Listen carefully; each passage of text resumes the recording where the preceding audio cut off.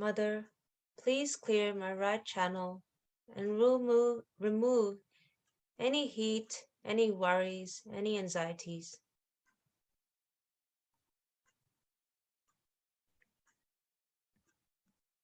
The future does not exist. We don't know what's next. So Mother, let me not be in the future too much or planning too much. Let me just go with the flow and enjoy and accept whatever comes.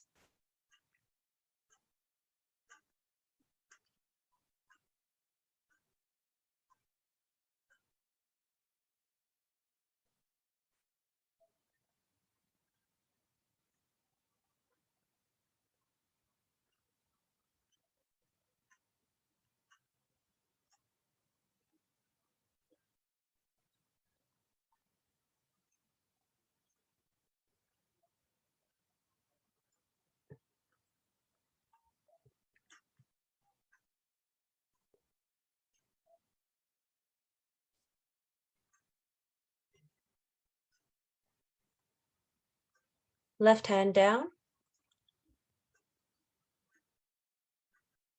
And let's focus on the central channel. So just remember, whenever you're meditating and we ask you, put the left hand up. If ever your left arm gets sore or tired, don't be afraid to put it down. Remember to just do you, what suits you.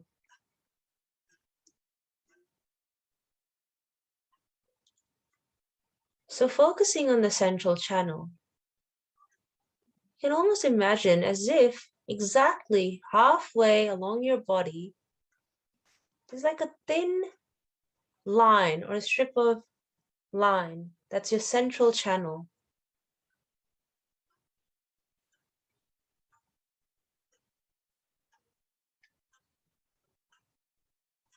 And just keeping our attention on the top of our head, we're now going to do the sound, the M sound of Om for the central channel. So let's say 3 times, as if you're humming. Mm.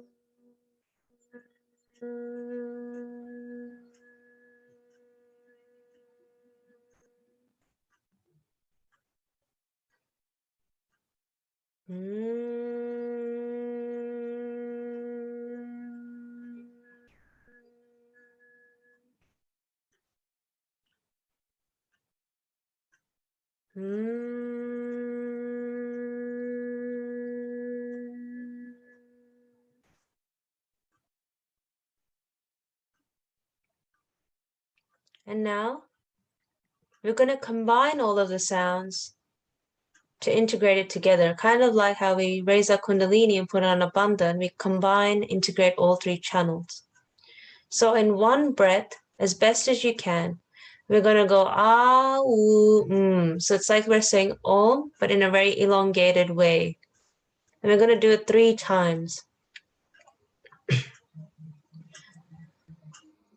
Ah, ooh.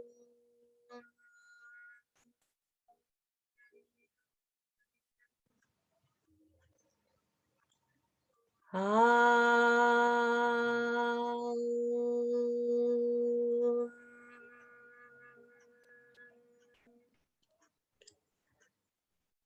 Ah, ooh.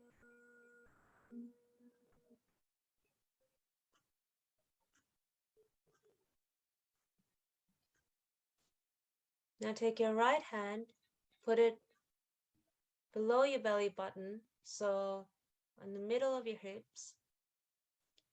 Slowly, we're going to raise this hand, and while raising this hand to the top of our head, we're going to say Om, slowly. Om.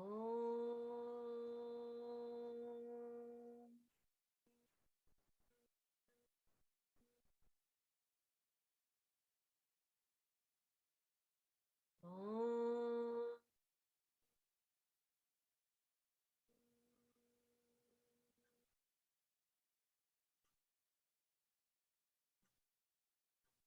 Om.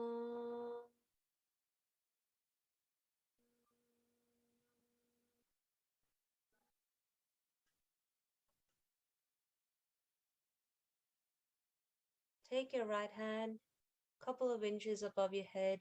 See if you feel cool or a warm breeze on the top.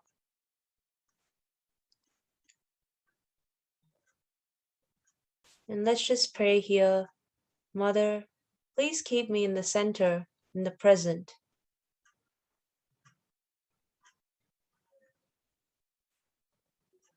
Please help me to enjoy the thoughtless state.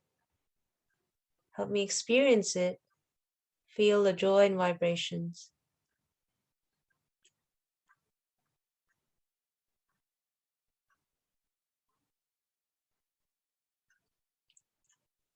You can put your hand back down. We'll get Vaibhav to play a piece of music called The Invocation to Sri Ganesha, which you heard a little bit in the beginning when we played that beautiful video. Let's listen to that, and that actually has those qualities of the om sounds in it. And we'll meditate to it.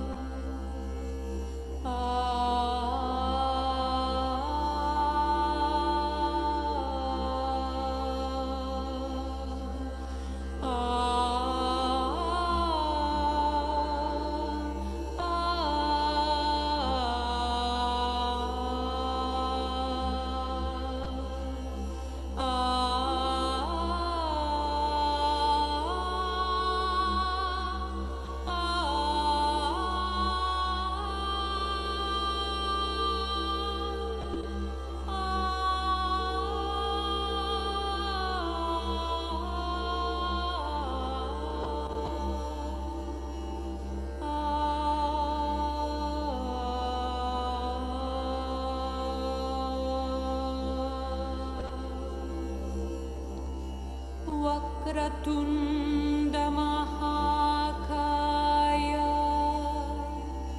Surya Koti Samaprabha Nirvighnam Kuru Me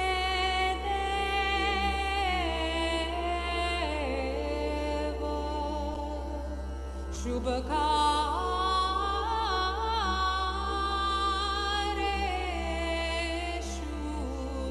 Sarvada Om Tvameva Sakshat Shri Ganesh Ganesh Ganesh Sakshat Shri Adi Shakti Mataji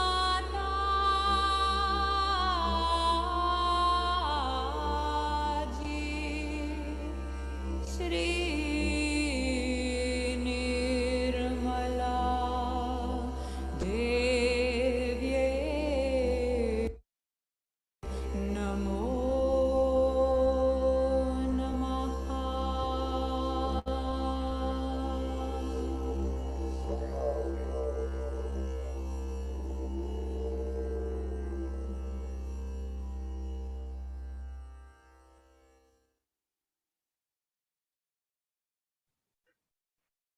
Okay, guys, what you can now do is rinse your feet off from the foot soak if you already haven't done. And then sit back comfortably. Don't throw the water out yet. We'll do that later. We'll just keep sustaining this meditative state we're in. So just give you a moment to just rinse your feet off and sit back comfortably.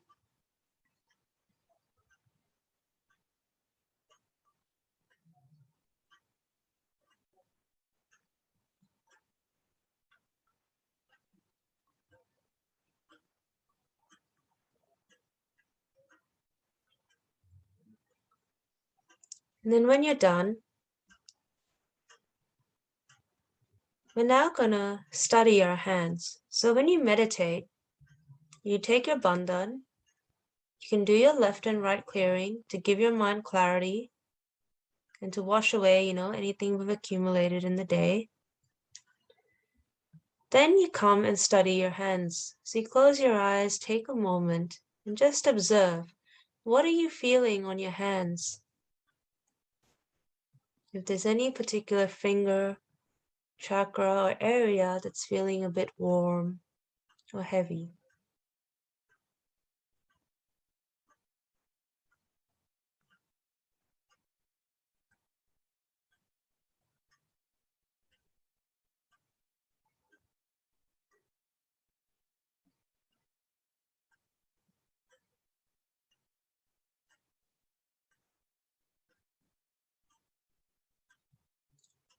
And don't think too much about it. So don't make a mental activity that, I need to feel something, or why can't I feel it?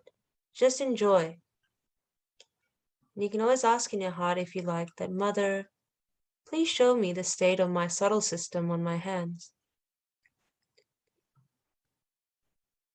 So me personally, and actually when you actually meditate in a group, you'll actually find surprisingly that we may feel very common things on our hands.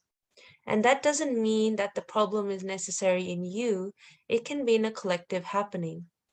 And by collectively clearing it out, as you guys remember from earlier workshops, it just clears out your whole system even more. Because sometimes we don't realize we need it. So I'm feeling a bit on the left palm, on the base of my hand where the Muladhara is. So let's all take our right hand, place it on your left hip. So the left Muladhara and the left Swadhisthana, the first and second energy centers, are very close by.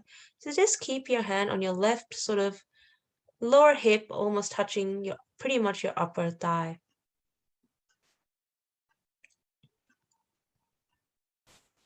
The first energy center represents our innocence, wisdom, chastity, and purity in all our relationships as well.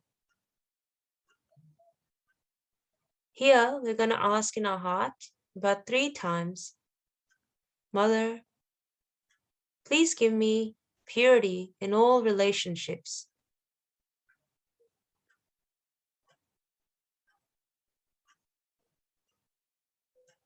Please give me the innocence, wisdom, chastity, and purity to enjoy all my relationships.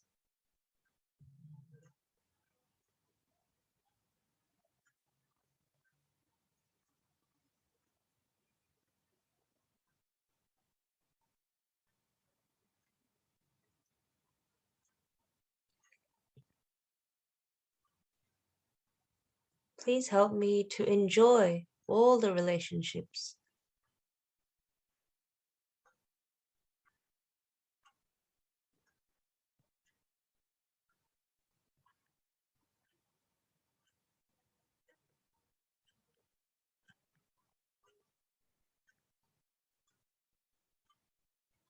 Then let's move our hand a little bit higher above your hip. So we'll work a little bit on this left channel. And ask here, second energy center on the left, Mother, please give me the pure knowledge and pure desires.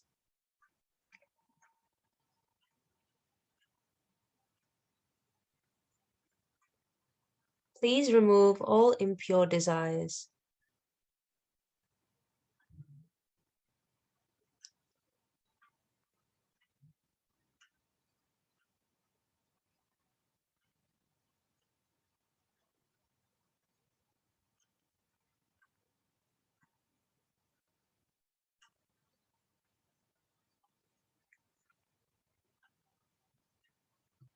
Hand back higher on your left rib cage. Now this is sort of pretty much above or near your third energy center on the left side, but also it covers, you guys remember maybe the void, which we learned about when we learned about the third energy center, which was our area of mastery. So here, you might recall from the realization, we ask here, Mother, please make me my own master. Let me not feel frightened, dominated, oppressed by anyone. Let me be my own master.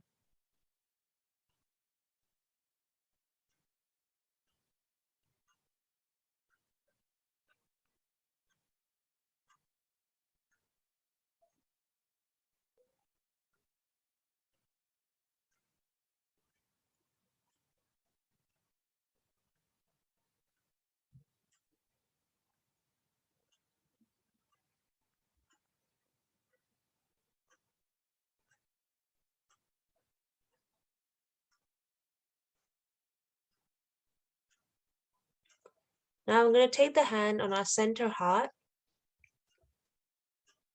Here we'll ask, Mother, please remove all fear and make me a courageous person.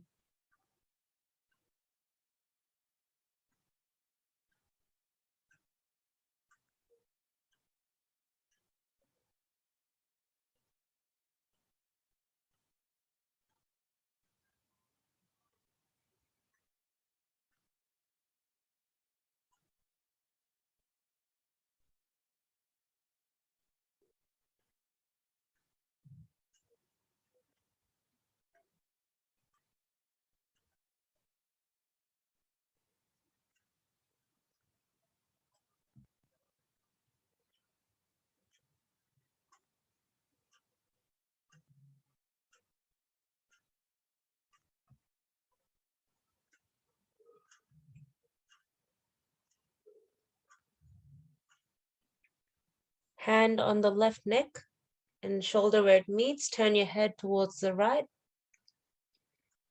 And here we can ask, Mother, please remove any guilt that I've accumulated.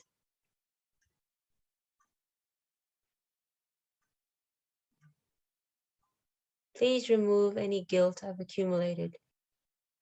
Because I'm the spirit, I'm not these thoughts, this mind, and the past is past. So please remove all the guilt, all the sympathy.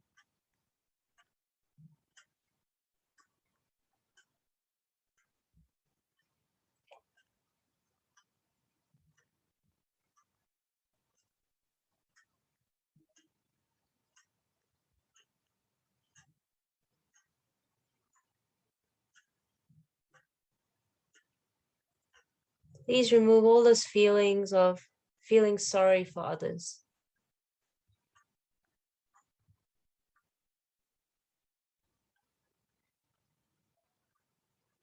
Please make me balanced in my empathy.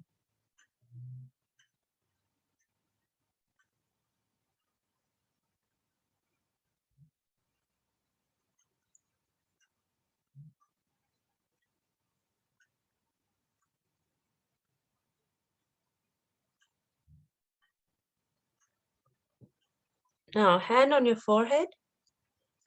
And also, another new thing, take your left hand, put it on the back of your head, but your head is slightly bent down. So I'll show it in my video in case you need to check. But your right hand is on your forehead, your head is slightly bent, and your left hand is on the back of your head. Now here, instead of saying an affirmation in English, we're going to say two Sanskrit words here, which are like an affirmation.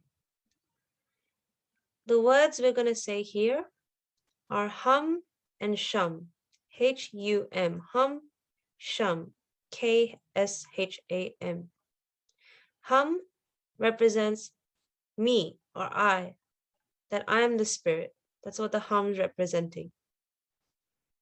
The shum comes from shama, which means forgiveness. So we're saying, I am the spirit and I forgive everyone. So we're going to say it together, those two words, about 4 times. Hum shum, hum shum, hum shum, hum shum. Now let's say shum 3 times to represent forgiveness. Shum, shum, shum. You can bring your left hand back on your lap if it gets tired. Just say here, Mother, I forgive everyone, including myself. And please forgive me for any mistakes I've done.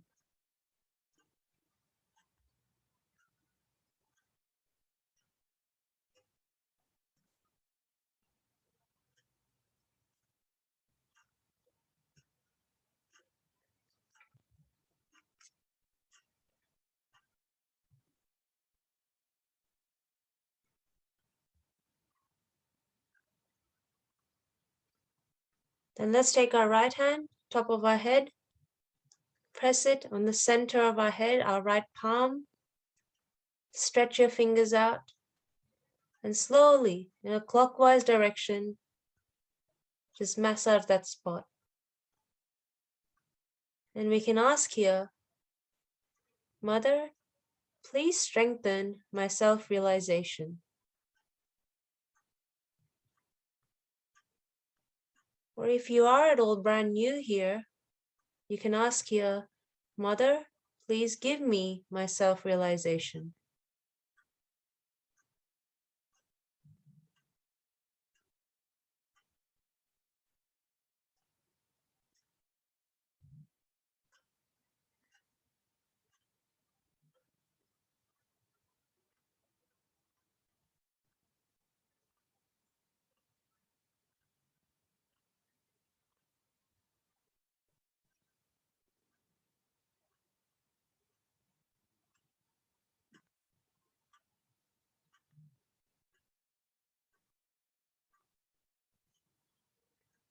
Then bring your right hand down, and I want you to sit in silence for a couple of minutes. So that's to elongate our thoughtless state.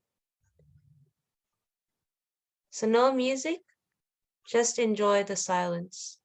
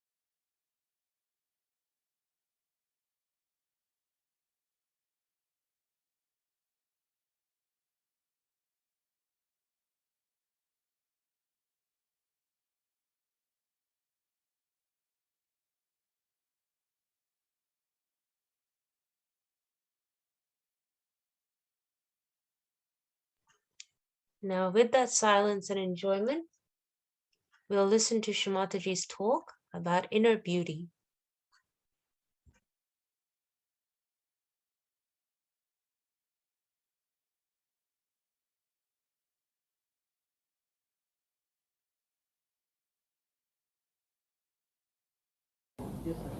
So this is how Mahamaya plays. They had planned everything. They had all the arrangements made, and the sari was missing. All right. So they came and told me that the sari is missing. So now what to do? You can't have puja without the sari, according to them. So I said, all right, let's wait. If it arrives in time, we'll have it. Otherwise, we can have it later. But I was least disturbed, least upset, because I do not have a mental conception of it. But if you have a mental conception, oh, we have programmed everything, arranged everything, we have done this, and now it's fizzling out. Doesn't matter. Nothing is fizzling out.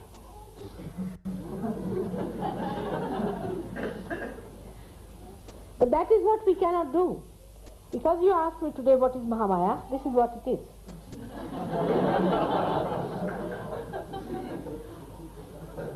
You must learn to accept whatever comes your way. That's one of the things. And here where we feel frustrated, angry, upset, and spoil our joy, one of the things, because we make a mental projection. Mentally we calculate something. This has to be. And it's really in a way a subtle ego failure. Because I thought that's what is destined, all right, we'll have it tomorrow. What does it matter? In any case, I had told Mr. Srivastava that I'll be back only about 2 o'clock. He said, why not in the morning? I don't think it will be feasible.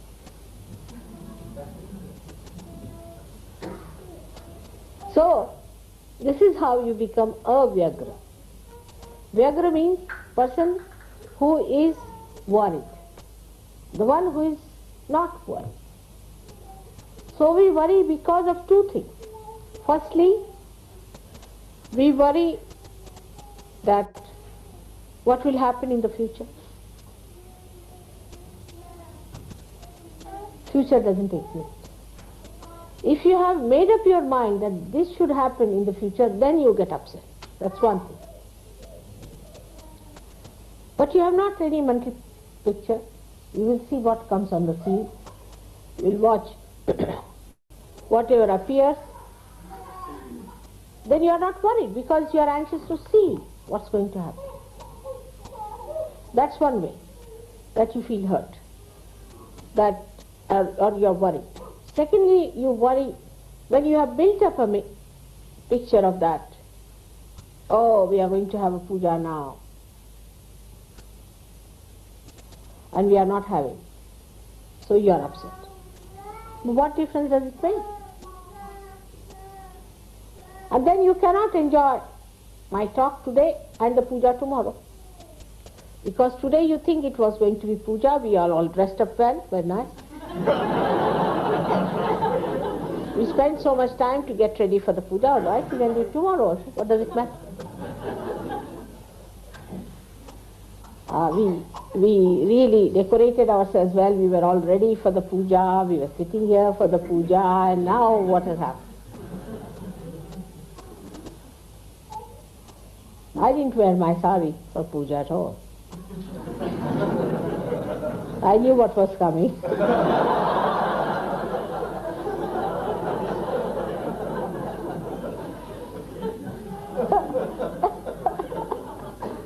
So, it's all right to see you like this, because normally in the puja I never see you dressed like this. I'm busy with myself. Now I can see you nicely dressed. I feel very happy about it.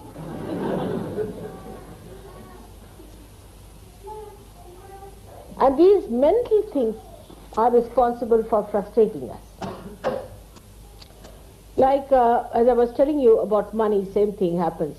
In India people come, they keep so much money for buying things. You see, sometimes they come loaded just like what you call traders.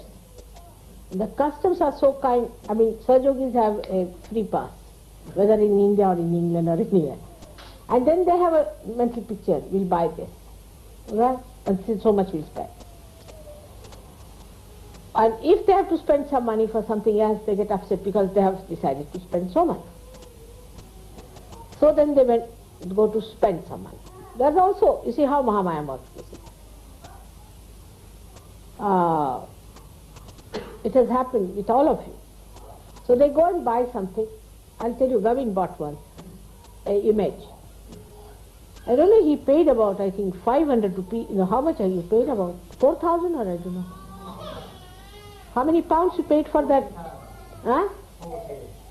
40 pounds. He paid 40 pounds for that thing. I would not even pay 5 pounds for that. And I said, what's this? How did you buy? Oh, it's a very nice thing, mother. We got it in Agra. I said, it is from Nepal. If you buy it in Agra, it will be very expensive. And it's such a waste. But the worst was the vibrations were very bad. They thought they had bought something great. And the vibrations were very bad. And I noticed it, so he said, all right, mother, I'll keep it in your house and you improve the vibration. I tried, it would not work out. I said, Gavin, what to do now? You sink it in the Thames. I don't know what to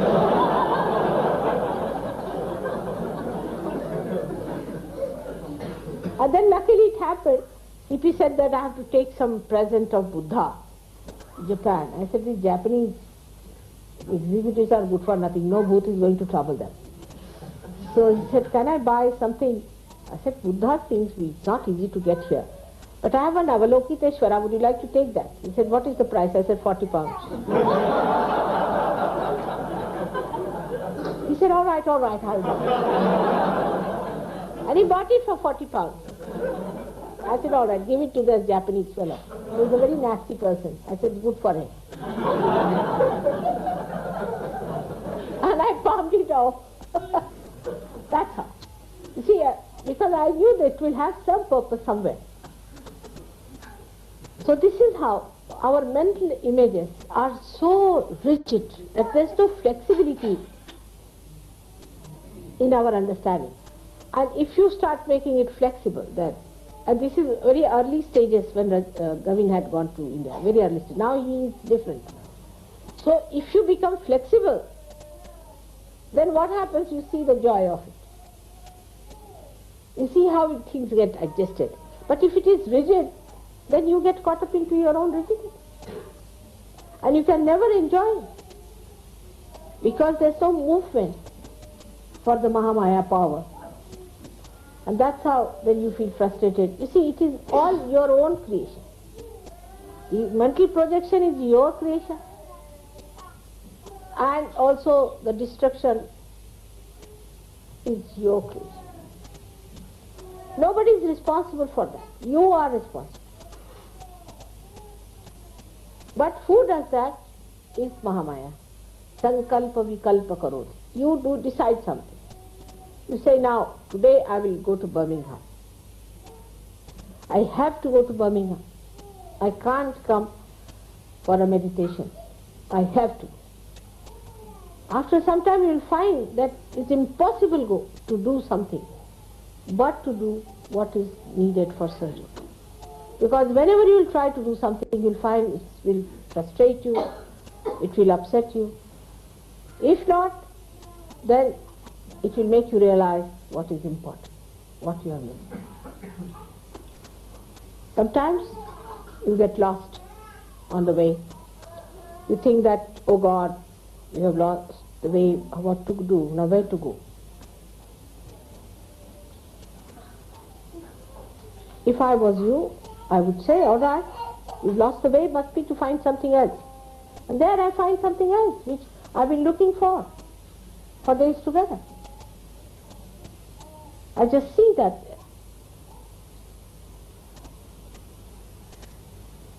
So, if you trust your joy-giving quality of your spirit. That you are not going to lose that quality of the spirit at any cost. Then that acts as a guide. And you understand the flexibility of all these worldly transitory things. They are all changeable. Only you cannot change because you are the spirit.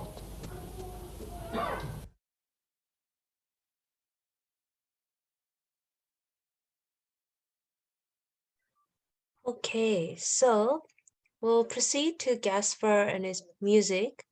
I'll just quickly add here that the two words you may have come across was new. The first was Mahamaya. That means in Sanskrit, Maha means great, Maya means illusion. So what she's trying to say is when we as humans try to plan too much, we're very rigid, obsessed, that this has to be a certain way, nothing else. Very rigid people. This power around you plays like a trick then to try and bring down your ego and make you more flexible and joy-giving. And that power or that form of power is called Mahamaya. That when the great illusion plays that, hey, it's all a drama, it's okay. So that's why in Sahaja Yoga we say, come to the center. Don't forget, don't think of the future. Don't plan too much. Go with the flow, enjoy, and you will feel joy even more. The other word was puja, which means like almost a way of celebrating something. So whether it's Christmas, Easter, a special celebration, she was just saying that everyone had prepared something so wonderfully and everyone had dressed up, but she knew that this was not going to take place. So people got disappointed. And that's why she said, you just have to adapt. So I thought I'll just add that. We'll hand over to Gaspar, and then we're going to call it a wrap. Thank you, Ruchita. So we'll come back into state of meditation. You can close your eyes, and I'll do another music-led meditation.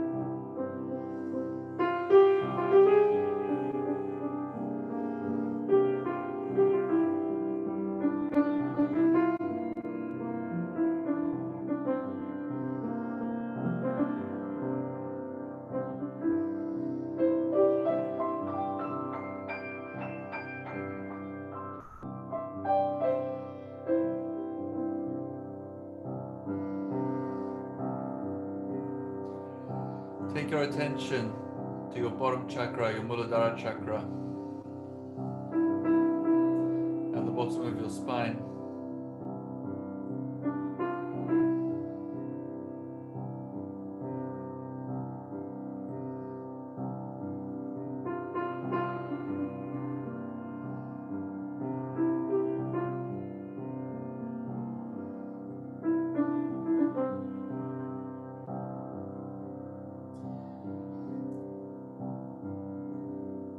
And inside, pray, or in other words, emit the desire that your foundation grows, that you feel very rooted, so that nothing can disturb you, nothing anyone can say will throw you off balance, nothing anyone can do, no situation will throw you off your balance.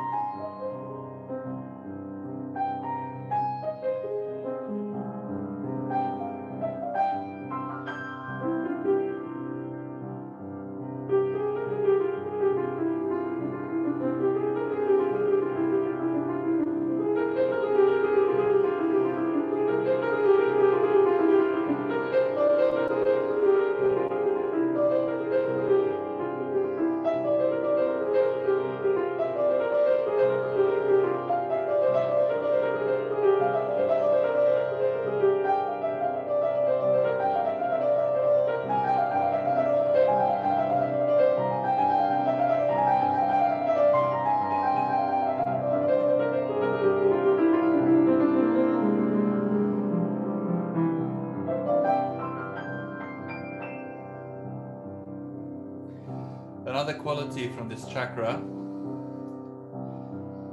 is magnetism.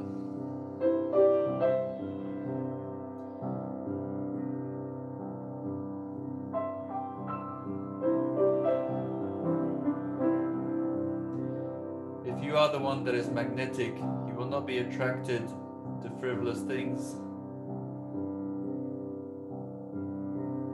On the contrary, people will be attracted to your rootedness, your depth.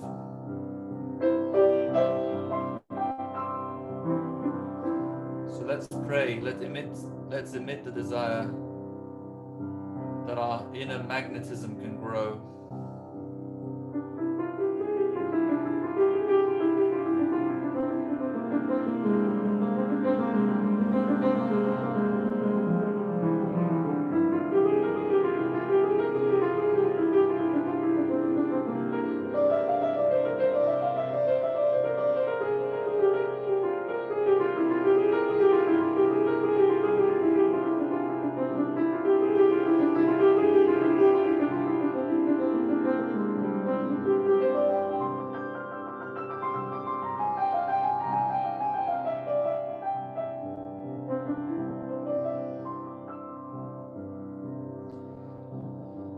Another quality is wisdom. A wise man isn't easily drawn to or convinced by new things or foolish things. A wise person doesn't get thrown off balance. They stay totally centered and rooted in their own wisdom. So let's pray that our wisdom can grow.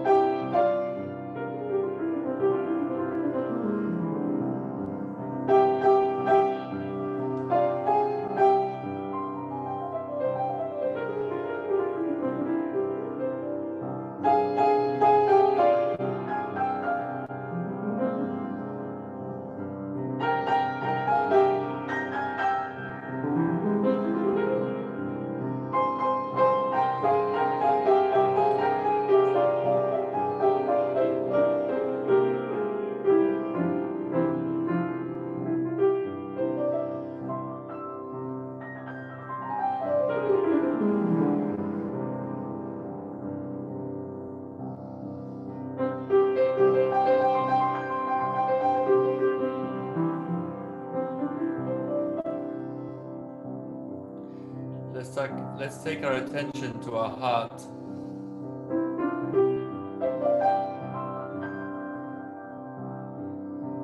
And pray that our heart may grow.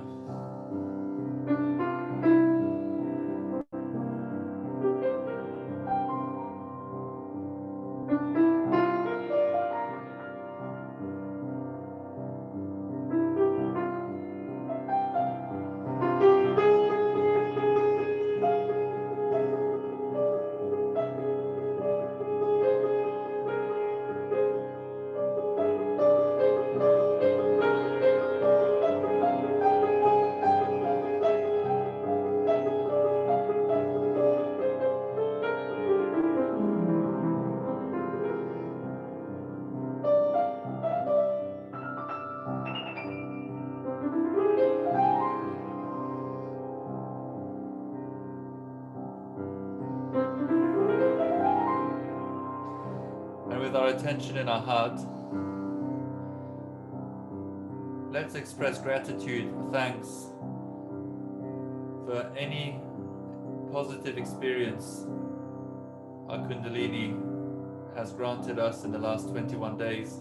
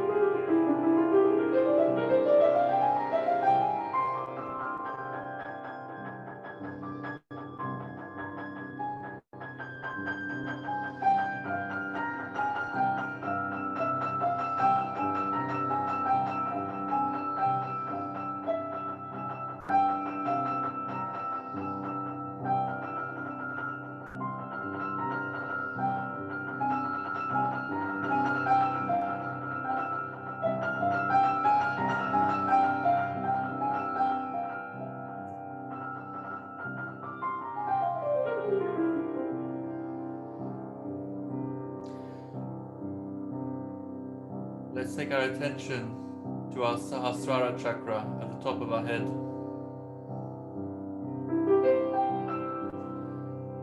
And surrender completely. Surrender everything you can think of and can't think of, without thinking of anything in particular.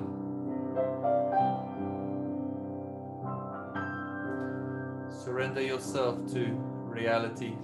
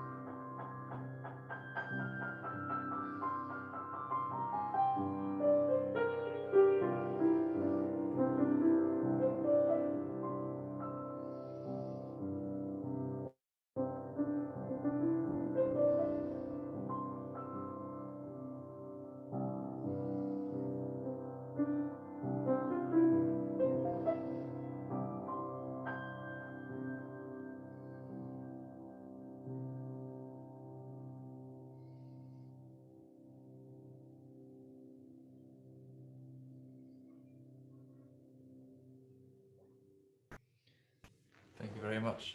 Have a great evening, everyone.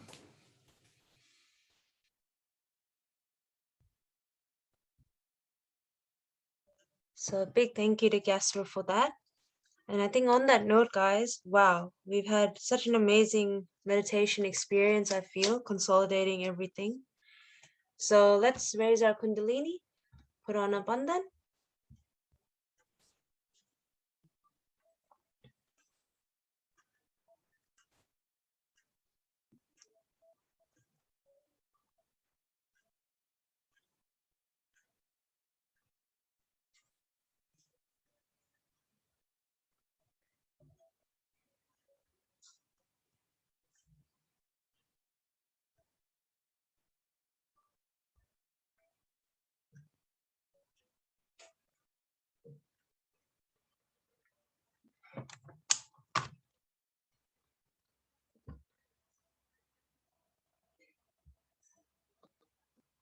Alrighty.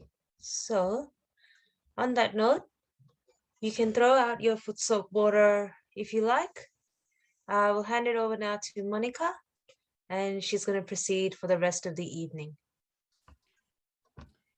Thank you so much, Rachita. Thank you for the beautiful meditation music, Jasper, and thank you for a lovely meditation, Rachita. Couldn't have asked for a better closing sort of a meditation on the last day. So like I said, this is just the beginning, definitely not the end. We look forward to having an amazing participation from you guys in the next round of intermediate 21 days. So like I said, I have a few announcements to make. So thank you for staying with us. Let me just quickly jump into a few things that our very lovely team here have been doing, which I would really like to share with you guys. Just bear with me a second till I share my screen. All righty. So this is what was happening in the background. We were thinking of having this website planned later, but our highly efficient team in the background have already prepared it. So this is called freemeditation.com.au/next 21 days. So you guys have been used to www.freemeditation.com.au/21 days. Now we have freemeditation.com.au/next 21 days. So this brings us to the next series, which we're starting on Monday, the intermediate program. It is going to be starting from 23rd August till 12th of September. So another 3 weeks with you guys. The timing is going to remain the same. The Zoom link is going to remain the same.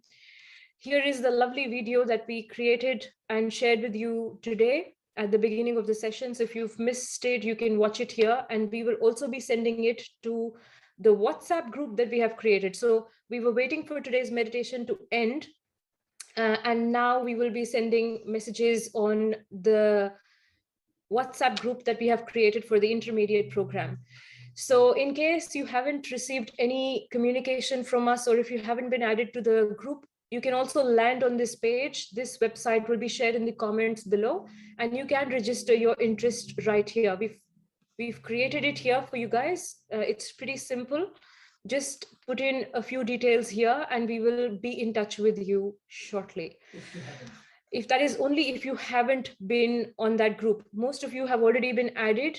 We have around 120 participants on the new group.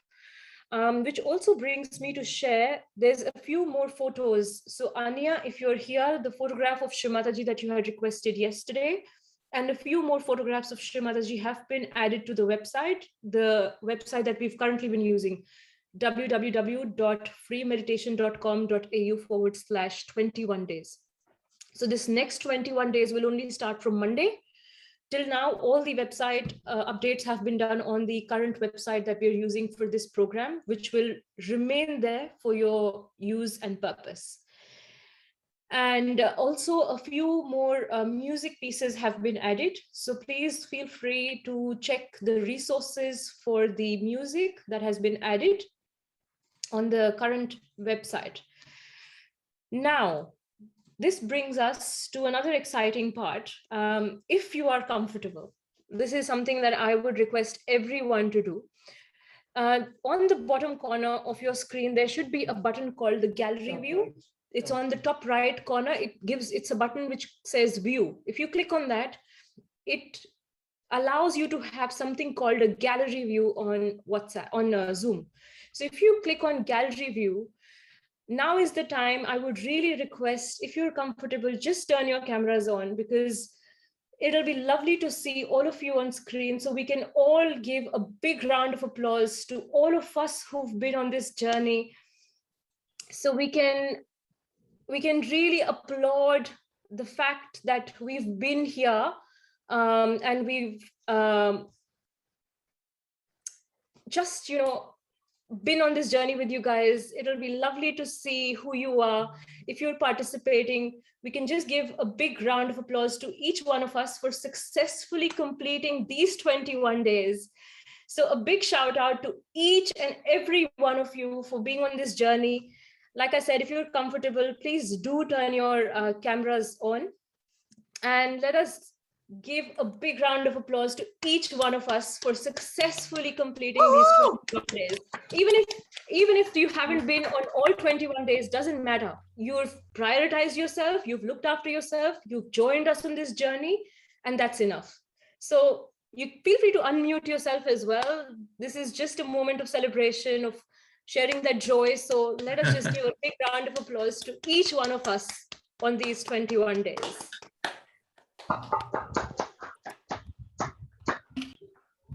And let me just quickly scroll through, because I'm just trying to capture each one of you so I can also share it with you guys. So just bear with me, because there's about 100 of you here.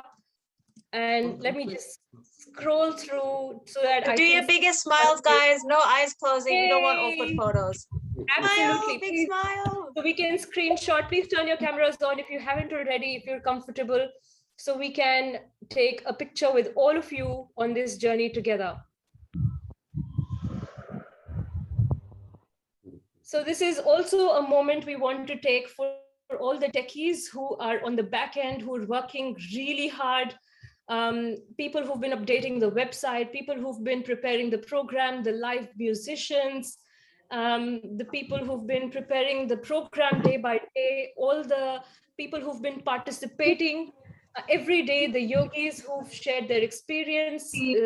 It's just a shout out to each and every one of all of you beautiful people. Like I said, just as I go, I'm taking some pictures, because it is just lovely to be able to see you guys in person. Also remember, we will be having our workshop tomorrow. So I'm continuing with my announcements as I go. Do remember, tomorrow we have the workshop. So please feel free, join in on the workshop tomorrow. And if you have any friends, families, colleagues you would like to share this experience with, tomorrow is a day where you can absolutely do that. So please feel free. We will be catering to absolute beginners tomorrow as well. So thank you for being on this fantastic journey with us. We are very, very honored and humbled to have you here. So I'm saying this again and again. We are, all of us from across the world, are really humbled to have you here. So let us quickly just fold our hands as we do always. It is a sign of humility where we fold our hands, bow down in respect, and we pay homage to our own mother, our own Kundalini, which resides within us, which is protecting us and looking after us. And as always, we just say Jai Shri Mataji, which in Hindi or Sanskrit means obeisance to you, Mother, for looking after me. So Jai Shri Mataji to all of you lovely people. Jai Shri Mataji. Jai Shri Mataji. I can't believe when we started with this program, we had not conceived the magnitude to which this program would reach, the participation which we would have, the enthusiasm which all of you would have and shower upon us. So, like I said, very, very humbled, very, very humbled and overjoyed to have you on this journey. Another question that I would like to address here is that some of you have been asking, if you haven't attended all, doesn't matter. If you haven't been able to attend all 21 days, it is absolutely fine. As long as you have the intention, we are here to look after you, to make sure you can participate on this journey with us. So even if you've attended a few, please reach out and we will add you to the intermediate program so you can continue on this journey with us. And also, if you're watching from YouTube, please feel free. Also, another very important announcement, we will be putting these videos for the next intermediate course also on YouTube. So if you are unable to watch them live, we will be catering to you guys on YouTube as well. The only difference is that these videos will not be public. So we will be specifically sharing the link of the YouTube with you guys on the WhatsApp group that we have created. Also, we will be sending emails out if you have given your emails to us, in case you're not on WhatsApp. So remember that these videos will not be openly available on like a public platform. They will be on YouTube, but they will be link-only videos. We will be sure to share them with you every day. So if you can join us live on Zoom, that is the best thing you can do. Please do join us on Zoom. If not, YouTube link will still be available. All the lovely Sahaja Yogi, experienced Sahaja Yogis have agreed. A big shout out to them as well, because they are ready to be on board to support you guys on this journey. And trust me, we feel like we are growing enormously with you guys. So it is not just you, all of us are growing on this journey. So that brings us to the formal end of today's program. If you have the time, I would highly recommend stay back. It is Friday, but depending on your time zone, if you are busy, we absolutely understand. We will see you tomorrow at the workshop. Please feel free to join in. It is going to be individually sort of catered small workshop. So please join us there. If you have any more people to bring, do bring them again. And now we're going to move towards the Q&A and the experience sharing. And if you have any questions, we will also cater to them. So like I said, feel free to stay if you have to. Otherwise, this is the humble end of today's session. We are very, very humbled to have you. And we look forward to having you again tomorrow for the workshop and on Monday for the intermediate series. Just before we move on, Monica, can you please bring your ever lovely husband, Weber, into the screen? He is the man behind everything of all this. And he's very, very humble. It's not just him. Yeah, but it's not just him. Not just him, but we have Bhuvan here. Bhuvan here, we're gonna pin him. Yep, add a bit of spotlight to Bhuvan. Yep. Where's Uncle Charles? You are not gonna disappear, people. We will find you. Where is our lovely Vikram Bhaiya? I'm just spotlighting these folks. These guys are the super, super hardworking admins. the promoters, the advertisers who have worked non-stop. Oh, lots of sweat coming. So that's So Uncle Charles who's been doing the website. Vikram, So he's the who- website guy. Yeah. Yeah. Kirti. Kirti. And I'm gonna bring Webber here. Webber, Bring your lovely husband. Where's Sonika? Sonika has Join me. recently joined our admin team. Is Sonika there? Oh, there she is. I just saw her there. There we go. And here's Webhub. If you can see him now. Yeah, that's Woohoo! him. Applause! Only one of us can stay on the screen, I believe. But yeah, so here are all the techies. Here are all the techies who've been behind the screen. You've not seen them often, but here they are to show their faces. We had to pester them so they can come on the screen for 5 minutes today. And there you go, he's gone. Thanks, Thank you, Uncle Uncle Charles. Charles. Thank you, everyone. Thank you, Thank Vikram you, Bhaiya. everyone. Thank you, Bhuvan Bhaiya, And Kirti. A big shout out to all the live musicians for producing beautiful live music on demand every day. So Yes. thank you to each one of you for adding so much value to these sessions. Now, Okay, don't worry. Oh, then Auntie Deb. Sorry. Alrighty, over to you, Monica. Sorry. Yeah. I just thought if Gasper and Tom, if they were here at all, we could have just given a special shout out. I don't know if they're still in the session. So Gasper, saw Tom, they're not here. Not here. That's all right. I think Kanan was still here, or Kanan, can you turn on your camera? Yeah. Any musicians, please turn on your camera. We'd love to really acknowledge you guys. So where are they? I've added. Oh, here it is. Awesome. There's Kanan, and I think, is that your lovely partner or Kanan Bhaiya? Yes. Hello. Welcome. And we have to actually do a big shout out to all the husbands and wives who've been supporting all these lovely yogis, because they spend so much time here with us, and their spouse is definitely on the back end supporting them. So a big shout out to all your families as well. Woohoo! Woo! Applause to them. No, it's been lovely. And also we have Uncle Yogi. Let's add him in the spotlight. Hello, Uncle. Lovely to have you again today. So I know we're running a bit late, but it was spontaneously planned. I mean, not spontaneously planned, it was spontaneously run. And we did, as all Sahaj programs do, we ran over time. So thank you for being patient, all of you, and staying here with us. That brings us to this lovely round of Q&A. Today, Rachita is not going to be the MC. She's going to be on the panel answering some questions because she was imparting a bit of wisdom yesterday. We thought, she really needs to have her space there. So I'm resuming my role as the MC after taking a 2-day break, now that all the WhatsApp groups have been created and we are onward on this journey. So, because I can't see any questions yet, what I'm going to do is, all I can see is lovely gratitude messages from lovely people who are thrilled to be on this journey with us.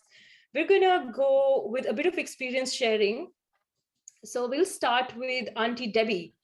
Auntie Debbie, do you have any one particular experience from your Sahaj journey that really empowered you, made you feel like this is it?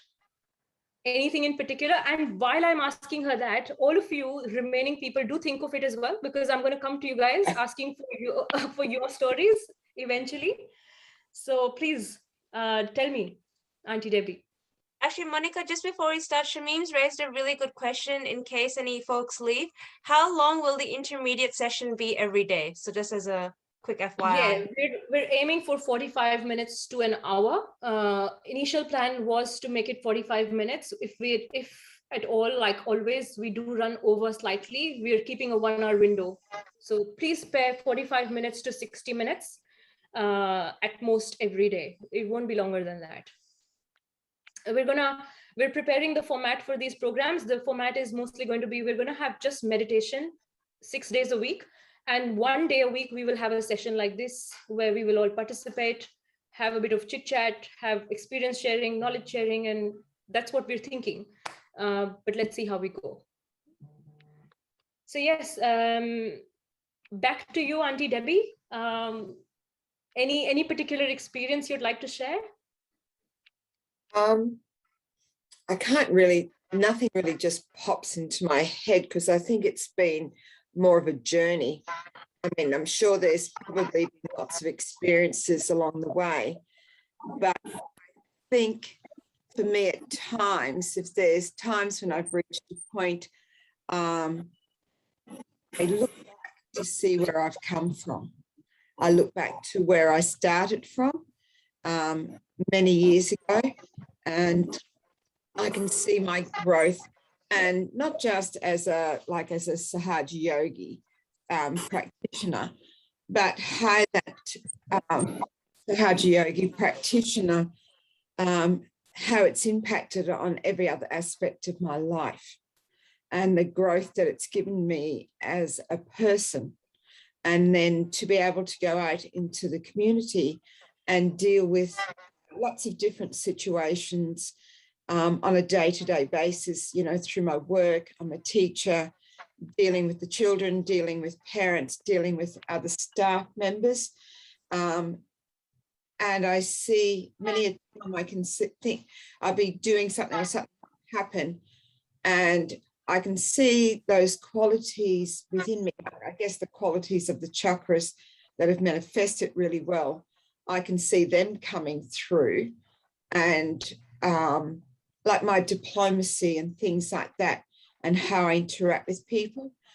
But also I can see that being out there in the community and talking with other people and dealing with other people, and observing how other people, things that they do, that then actually helps me as a Sahaja Yogi practitioner.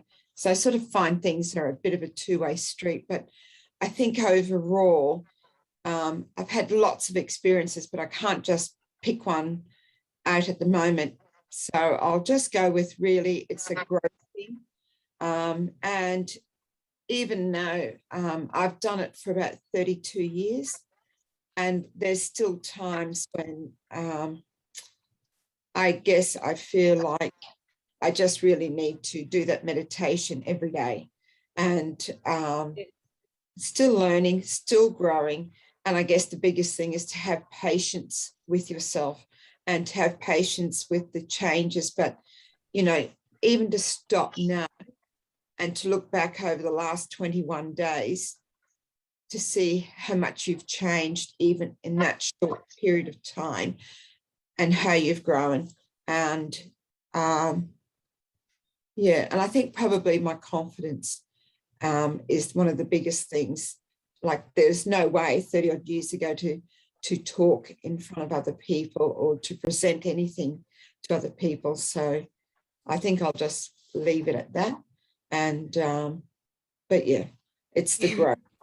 Stick with Absolutely, because absolutely, Auntie, because it is a journey. And the best part about Sahaj has been that it's this community that you find, where when you're on this journey and you find you're in a tricky spot where your day hasn't been really good, we have so many shoulders to fall upon. I remember I have given you so many phone calls when I need that bit of support or a bit of direction. I mean, of course, you meditate and your meditation really guides you, but it is also this beautiful collective that you form, which is always ever so supportive when you're on this journey. And that for me has been one of the best things about Sahaj, to fall back upon this beautiful community. I remember I've contacted Uncle Yogi as well. I've asked him so many questions in the various rounds of meditation we've had with him. And speaking about the same thing where you said that, you know, it is a journey and you have to be patient. I remember Uncle Yogi also said that, you know, it's like an onion. When your personality is blooming, when things are being corrected in you, what layer by layer, it's like the onion is being peeled. So, you know, the problems become smaller and smaller, in the sense they become subtler and subtler. You know, the manifestation of those problems becomes really small, but they keep getting corrected over time. Isn't it, Uncle? I remember you said something to that respect. Yes, that's right. That when you meditate, you just keep getting corrected in a very, very smooth manner. Like, It's One like thing at- discovering who you are Mm. inside.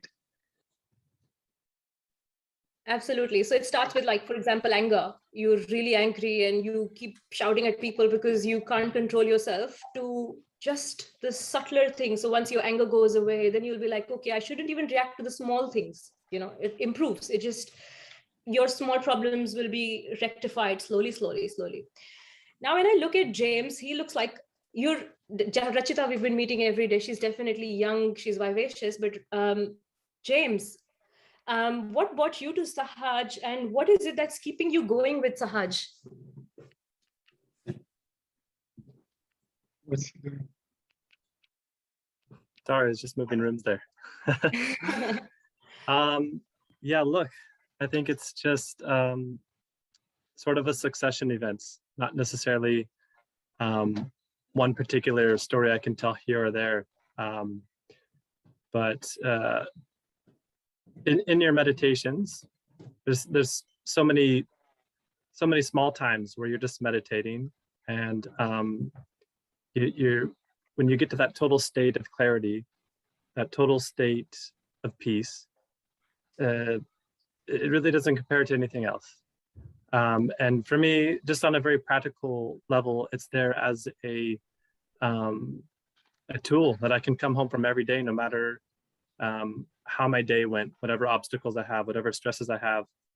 I know I have this one place I can go to, this one method I have where I can become clear, I can become settled, I can become strong again.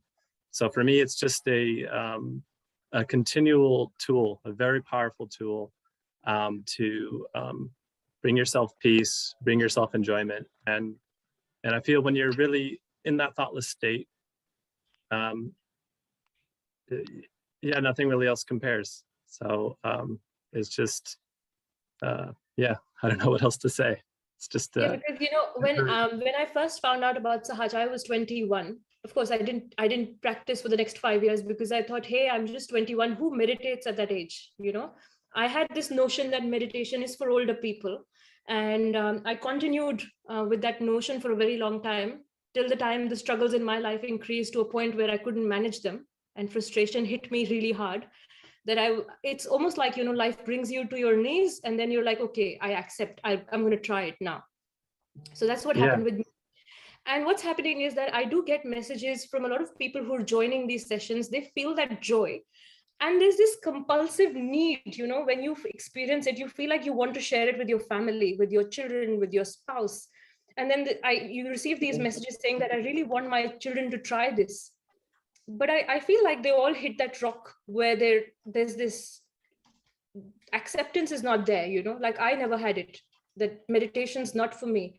So maybe it's refreshing to hear your perspective and Rachita's perspective as to why young people should also take to meditation, and why it is not just for old people, it is for everyone.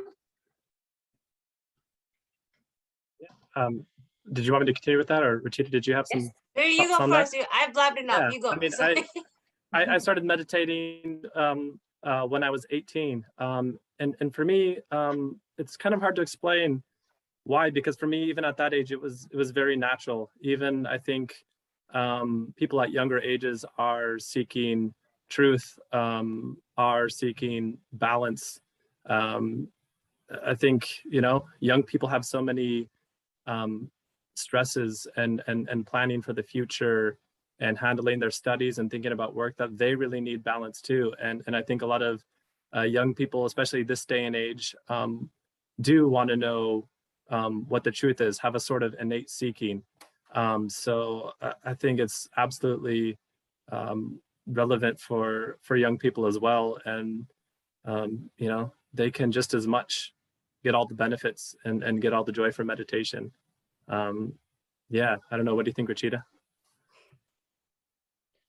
Yeah, ditto, man. I think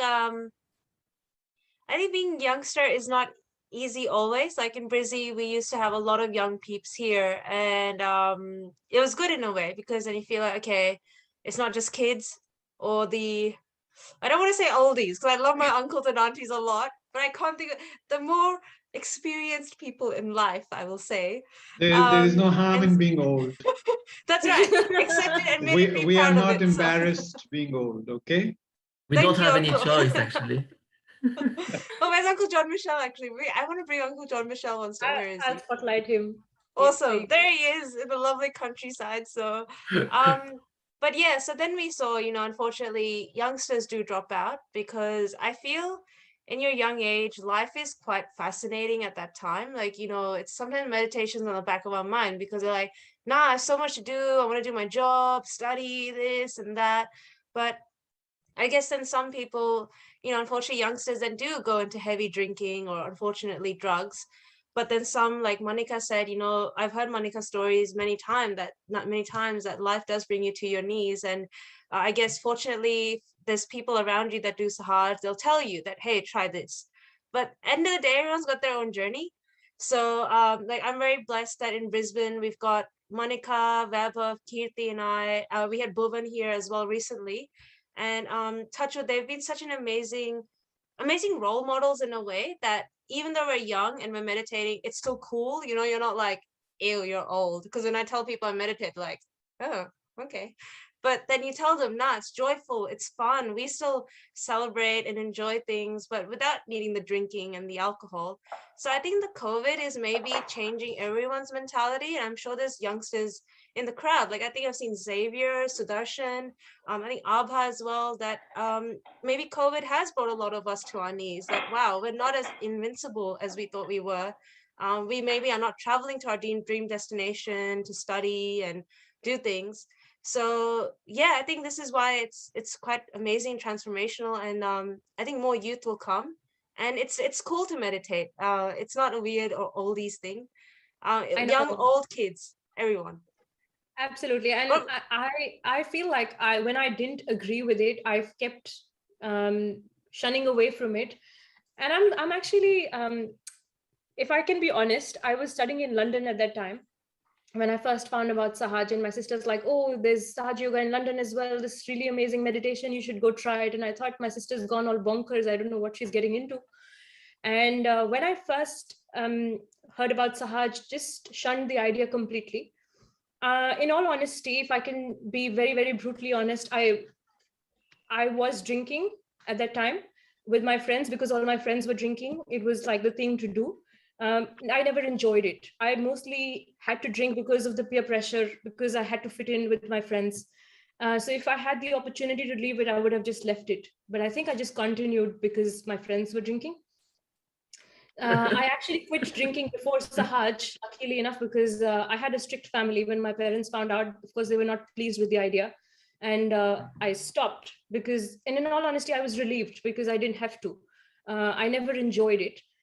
But, after meditating, I realized that things that you are drawn to when you are young, they are not the things that bring you joy. They are the things that give you a lot of pressure. So it's that pressure that you're constantly handling, trying to fit in, trying to be up to date, trying to be cool, trying to be the best version of yourself all the time, trying to fulfill so many expectations on tender shoulders, when you're just starting off in life and there's 101 things you want to do.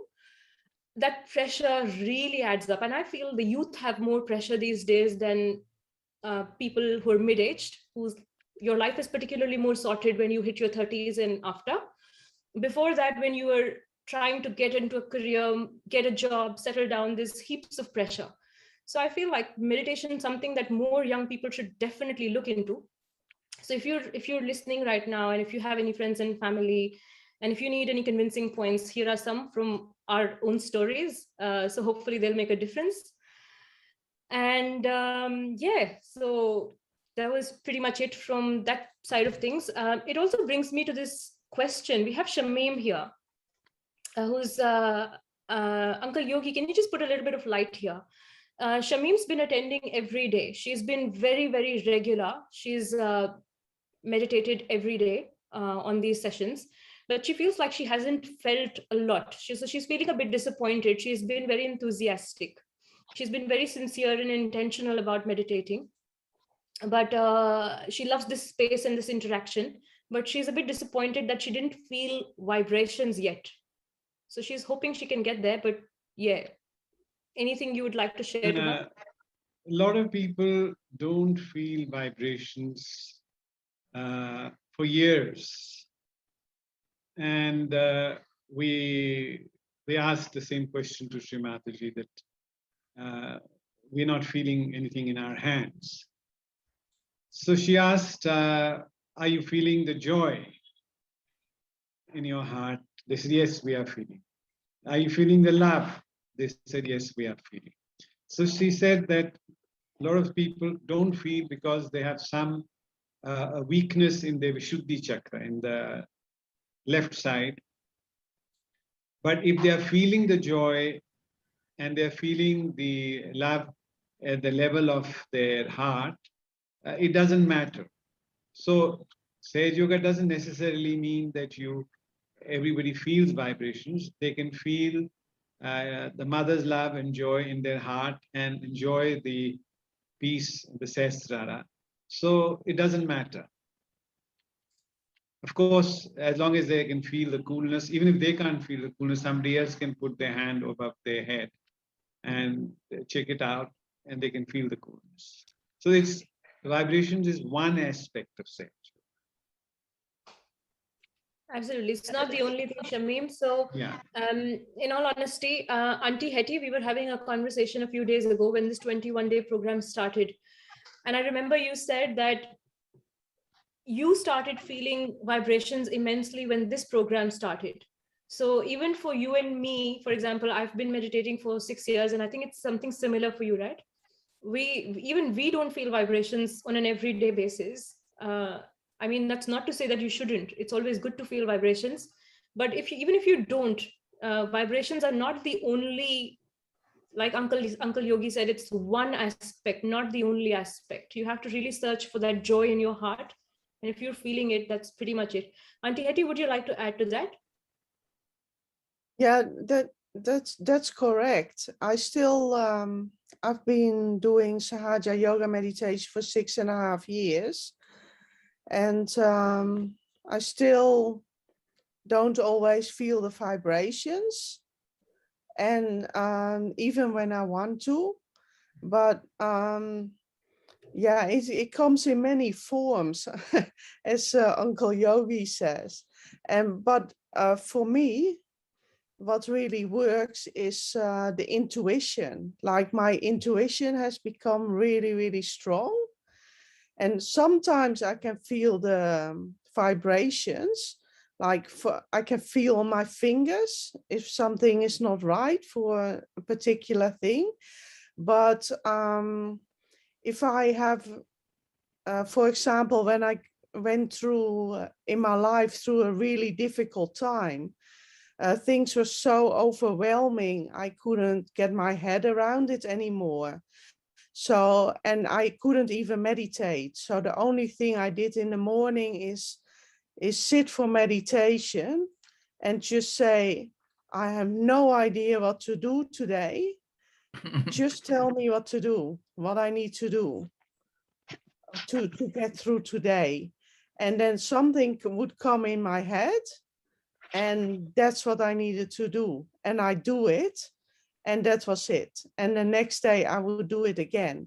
And it was just like a divine guidance through those weeks and months of like a really, really hard time. And what would have normally been really, very, very stressful was now manageable. But because I had an inability to think, it was just too much. So yeah, for me, it's the vibrations or the blessings came in that form at that time. But yeah, we all have a different past, and we all need different lessons. So we all will have a different journey, and that's what makes this also, joyful and interesting, and just so great to talk to other yogis. And absolutely. And Corina, this also somewhat should answer your question here. The fact that you're saying that you feel like you need to be spoon-fed meditation, and you might, even though you're enjoying this very much, you might not pick it up as a habit of doing on your own every day. like Shri Mataji said in the talk today, and I think Rachita also mentioned that if you don't meditate, once you've done it, once you feel that bliss of meditation, and if you don't meditate for a few days, you feel the difference. You feel the need to go back to it. It will bring you that circumstances will bring you to a point where you feel that, like, oh, I need to meditate, and that habit will develop.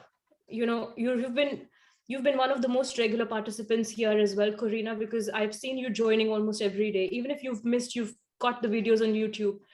That already speaks about the habit you're developing. 21 days is what it takes to develop a habit. We have 21 more days to go, and you never know how it's going to change you and what you're going to look like after 21 days of intermediate program. You could be one of us sitting here, even though it hasn't been very long. You could be sharing your experiences about meditation very soon, because Sahaja Yoga is definitely not about time. It is not about how many months or years you've spent, because your vertical growth, the depth you get, can come in very, very quickly, you know, so it doesn't matter. Would you like to add to that, Uncle John? Actually, I was thinking I should share something that helped me myself in. I was in your position, like when I started Sahaja Yoga, I was 25, and it was not easy in the beginning. I could not feel the vibrations. I could not even stop thinking easily. But eventually I got into thoughtless awareness. That went fine. And then I came across, in our evolution process, we have obstacles and we have to face them. And I was at a stage where I was hearing people talking to me about Shri Mataji, saying, you cannot do this, you should not do this, you should not say this. And all of this was confusing me completely. So I lost confidence. I was really stuck, complicated. Anyway, I remember in one of the meditations, I was asking Shri Mataji to tell me who she was. And I was asking, I need to know you, I need to understand you, because I was completely confused. And 6 months later, I was going to India tour on this big tour that every year we were going to. So that was my first time I was going there. No, not my second time.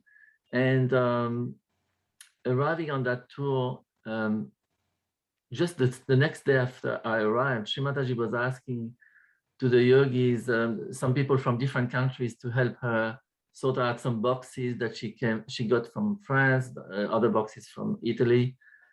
And I was one of those who could speak English. So I said, I volunteered to help. And I stayed in Shri Mataji's house for 3 days to help her with different things. And I was very lucky to be able to see her like very close and spend a bit of time with her.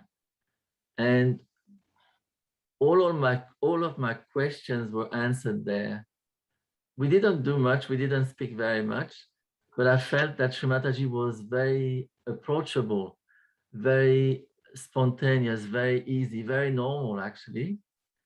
And it fixed me in many ways in my meditation, because when we meditate, if we have any obstacle, like for example, as Hetty was saying, if you don't feel good that day, or you don't feel the vibrations or anything, Shri Mataji is there. The connection is there with us. The Kundalini is there. And we have to have this faith in absolute connection with the divine. And this was a major step in my evolution in Sahaja Yoga. After that, I didn't need anybody to tell me what to do or not to do, because I knew from my heart what everything was. And as Uncle Yogi said, feeling of vibrations is important, but if you feel the joy, this is the measure for me. If I feel the joy, I know I am on the right path. Absolutely, absolutely. And you'll find when you're meditating, a lot of things spontaneously start working out. And if things are working out, just keep walking in that direction. Good things doors will start opening, windows will start opening, opportunities will start coming, without you having to put your mind too much in those things. And you'll feel life will steer you in a different direction. It's like you're sailing and things are just working out and stress is going away. It's almost like you've been picked up and you're just floating. All the problems and worries have been left behind. So you keep meditating and you keep floating. So it's almost like if you're meditating, you're here. The day you feel you've not meditated, you feel like you've sunk in a little. You start feeling the problems a bit more. Again, you meditate, again, you start floating. So that experience makes you meditate even more. And the problem is we lose confidence in ourselves. This is one of the major problems I find in many yogis is we've all been like, the moment we get realization, it's already a major step in our life. And then the moment we stay inside, we meditate for a month is an enormous step. Then we meditate for a year, it's huge. And we're still doubting ourselves. That's a shame. So, absolutely. Don't doubt yourself. Don't doubt what's coming, what's happening. Good things are definitely happening and they will happen. 21 days is already a milestone. And such a lovely comment here from Olivia on the previous discussion we were having. Olivia is also a very young person. I think I've seen her in a few sessions, on the other sessions, on the Sunday ones, right? And she says that I feel to say there's such a pressure for youngsters to fit in, but fitting in does not always mean being yourself. It actually steers you away from your true self, but meditation helps you to discover who you really are without any pressure from society. Accept it and strengthen the qualities within and be yourself. Such a lovely thing to say, Olivia. Really, really thank you. Hey, here Olivia is. Hi, Olivia. Hello, everyone. Such a lovely thought that you said. Yeah, thank you. I was just going to say quickly that so Olivia, as some of you may know, is Dave Dutt's cousin, and she's got that unique surname. And I met her the first time on our Sunday class on Zoom. So Sunday 10 a.m. we do Zoom classes here in Australia time. And Olivia used to live in Perth, and she connected in, and I looked at that surname, and I was like, I know that surname. I was like, are you his cousin? And she said yes. And she had an amazing story as well of how I think her parents also did Sahaj, and now Olivia's back in the UK. So hope you're happy back home. Yeah, I guess tell us a bit more, as Monica was saying. Thank you. I'm very happy I'm back home. As a lot of people say, Sahaja Yoga is a journey. I guess I was born into it. My parents were meditating before I was even born. So when I was meditating when I was younger with them, but I didn't really know what it was all about. And, they would tell me how to do it. They would tell me to sit there and, try and not think about anything. But when I was younger, the only thing I was thinking about is playing, or I don't know, you come into this world with so many things around you that all you want to do is act and just I guess experience being yourself, being your physical self. So I actually stopped meditating for a long time, and it wasn't until nearly a year ago. So around Christmas time last year, I was in Australia, and I spent altogether 4 years in Australia. And I never thought that I would have ever come back to Sahaja Yoga. I stopped thinking about it. Meditation really, I don't know, it just completely went out of my mind, and I was just doing things as you do in life. You go to school and you're supposed to know what you want to do when you're older. You haven't really discovered yourself. So in Australia, I started to seek a little bit for some meditation or a bit of yoga practice or just something, because the outside world didn't feel enough for me. I didn't feel satisfied with anything I was doing, because I always wanted more and more of something, and just continuously wanting to do something else. So I started to look a little bit more within myself, and I came to Sahaja Yoga again. And it's nearly been a year, and I can say that it's definitely been a journey, and it's a roller coaster, and you go through a lot of different emotions, and you do tend to think a lot of different things while you're meditating and stuff. But I would definitely recommend that people just sit with it, even if it is for a year, you know, like a year longer, whatever, but just don't give up and keep doing it, because out of all the changes that do come, they do better yourself, and you do learn that, you know, life is just a lot more joyful when you do meditate, because there's a lot of things that we tend to worry about that we actually don't really have to worry about. And through meditation, you start to realize that and become a little bit more of a witness of yourself and everything around you, and the acts of life, in which we don't really have to, because it's not like we were asked to be put here. We got put here for a reason, and I guess we just discover through meditation what our real reason is. Yeah, so... How old are you, Olivia? I'm 25 this month. You sound so mature for your age. Those thoughts are so profound. Such a beautiful story to share, and takes heaps of courage to say that, you know, I left it and I came back, and I'm happy because I'm trying it for myself now, not because my parents are asking me to. And that speaks so much about you, so much about your integrity and dignity. Also because when you're younger, there's so much push and pull, you know. Oh, I should dress up a certain way. Oh, I should look fashionable. And then there's heaps of distractions in the world that, and then you're sort of struggling, like, where does meditation fit in? Majorly, let me just address the elephant in the room. It's more like meditation's teaching me some values, and those values are very black and white. Okay, they're very crystal clear. This is what I should do.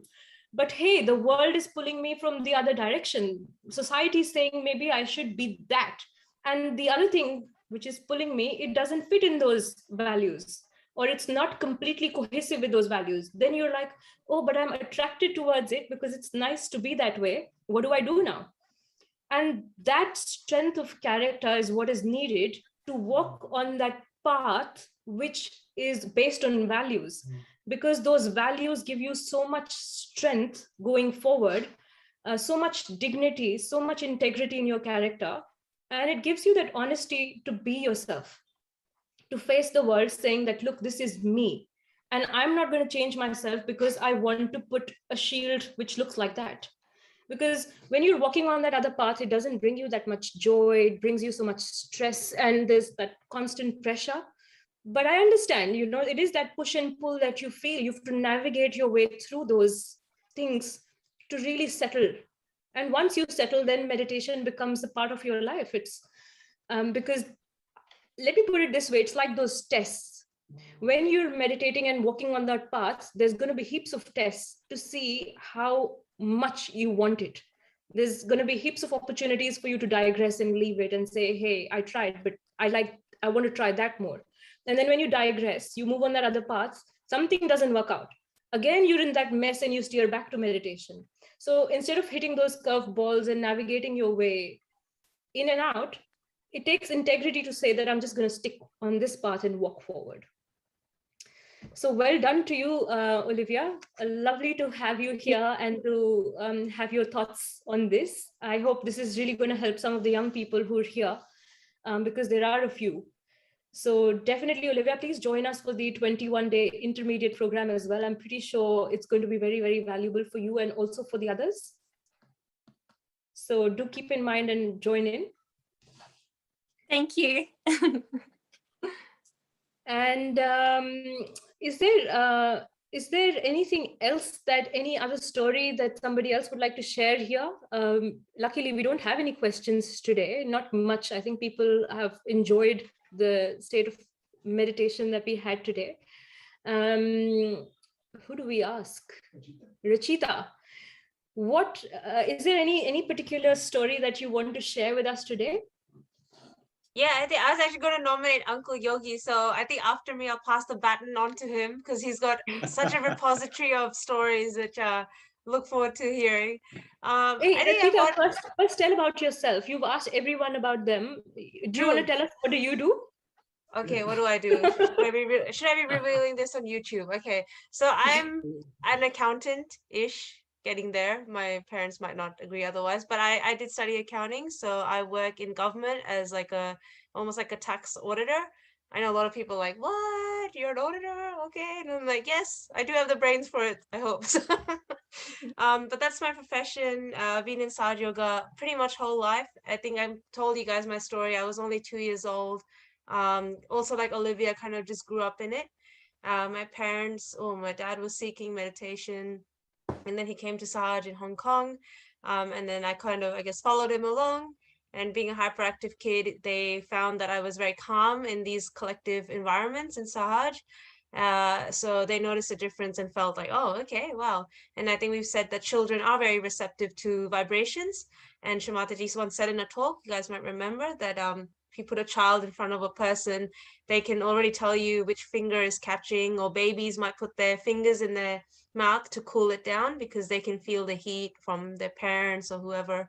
So as a child, yeah, growing up, Hong Kong was great, I guess, as a collective, because it was a very small collective, and we were very fortunate to meet Shri Mataji, I think 2001 and 2003, a few years. And just being a kid, I guess you are pretty up close and personal, but as a child, you don't really know what to say or ask. I used to, I think, just get impatient that I want to go home and go to school, you know. So now I look back and think, darn, what a waste of some opportunities. But that's the innocence of children. And then, yeah, I moved to Australia in 2005, and it's a great collective here as well in Brizzy, Sydney. It's a massive collective nationally. So yeah, that's me in a nutshell. But I do have, like, I guess, a little of a story that it's not like, I guess it's like almost like a miracle story, how the divine looks after you. And I'm sure a lot of us have that. And if you think back and reflect, that I remember in 2017, I had my major obsession with a K-pop group called BTS, which I'm sure a lot of you may have heard of.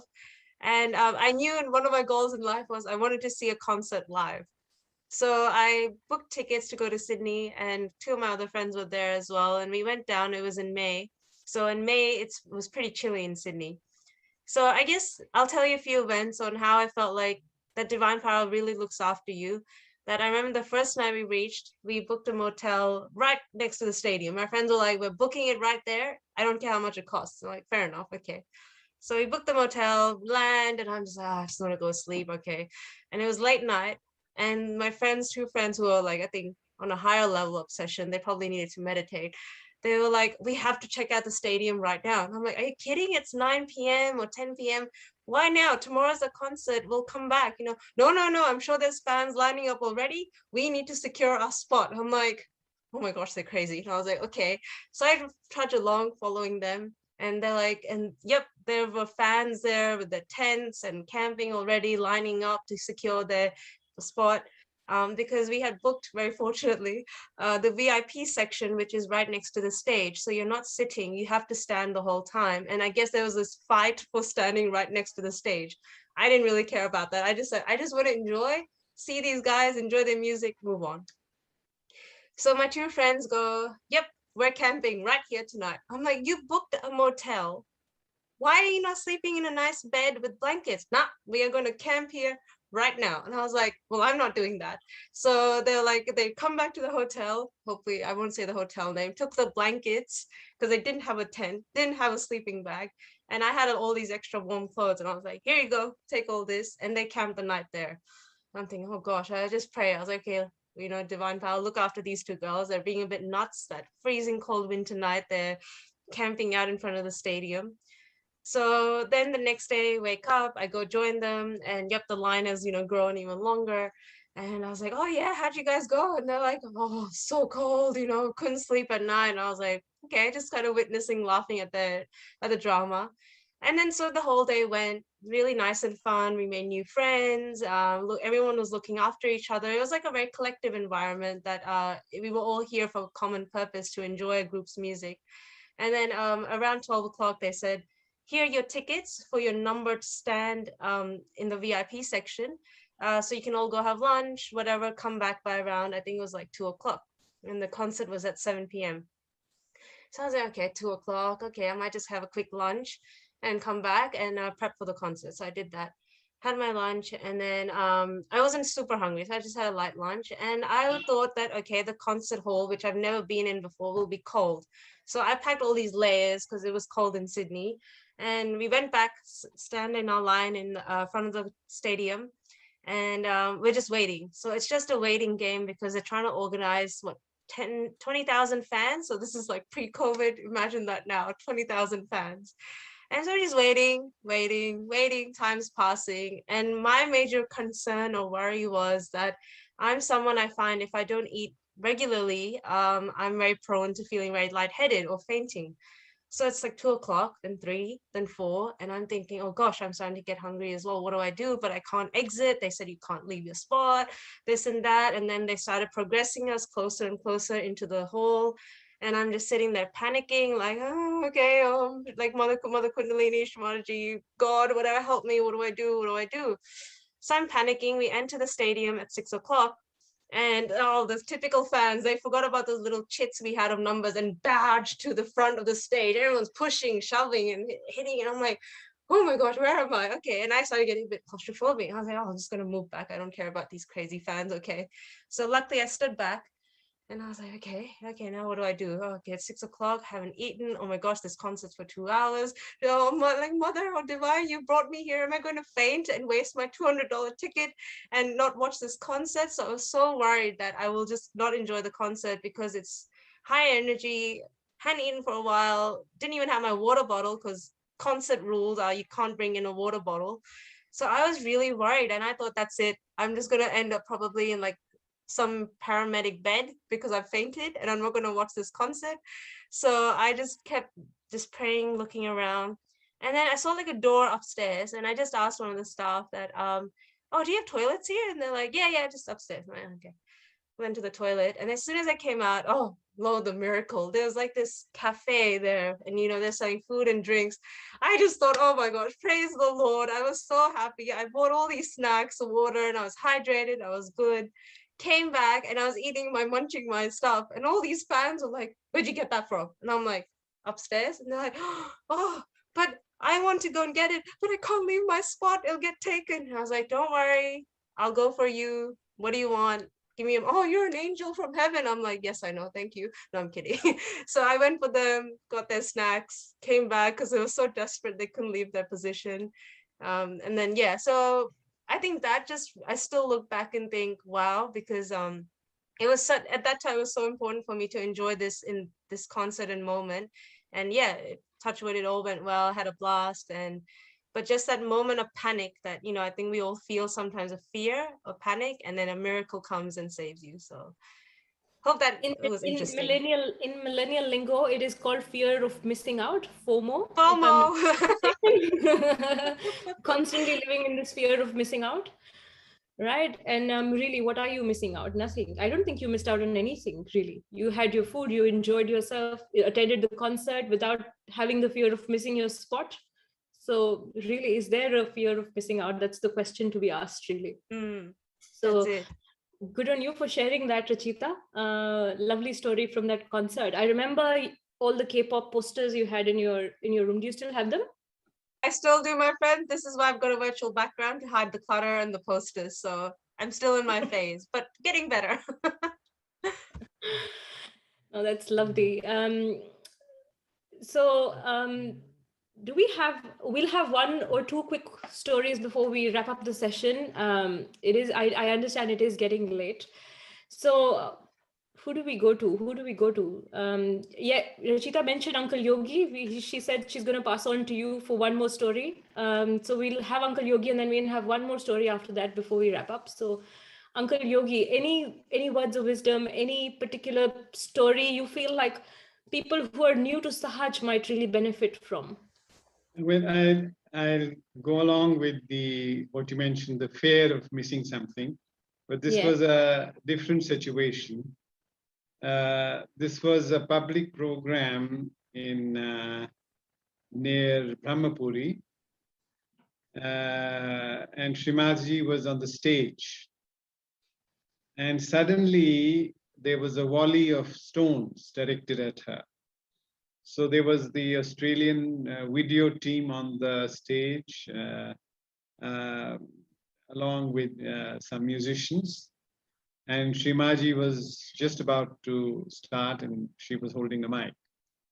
So later we found out that this was, there was a fanatic group called Andhashraddha which was behind it, because they didn't believe that there was a thing called Kundalini and they thought the whole thing was a hoax. So while these stones were being thrown, my worry was that they would hit Shri Mataji because they were being directed at her. So I would try to come in front of her so that, shield her. And every time I would do that, she'd push me back. So I was really in a panic state, as you said, the fear, what to do. When you are in that fear, you stop thinking. And then it just dawned on me that, Shri Mataji is saving us. So there's nothing that I can do. So I just prayed to her. And at that moment, I saw a shield of vibrations in front of her. So the stones were coming, hitting the shield and falling down. So while everybody else who was on the stage got hit, the musicians, the video crew, 19 casualties were reported and put into the hospital. But not a single stone hit her. And, the whole thing was disrupted. And then I mentioned to Shri Mataji, this was my worry. And there was this shield that was there, and there were these deities there protecting you. So she said, it's not important that you see me from the outside. It is more important that you feel me inside of yourself. And then she narrated the story of Arjuna on the battlefield, and he was very eager to see the divine form of Lord Krishna. So she said, even though he saw that form, and even though he was convinced that he was divine, he did not experience his own divinity, because he continued asking questions.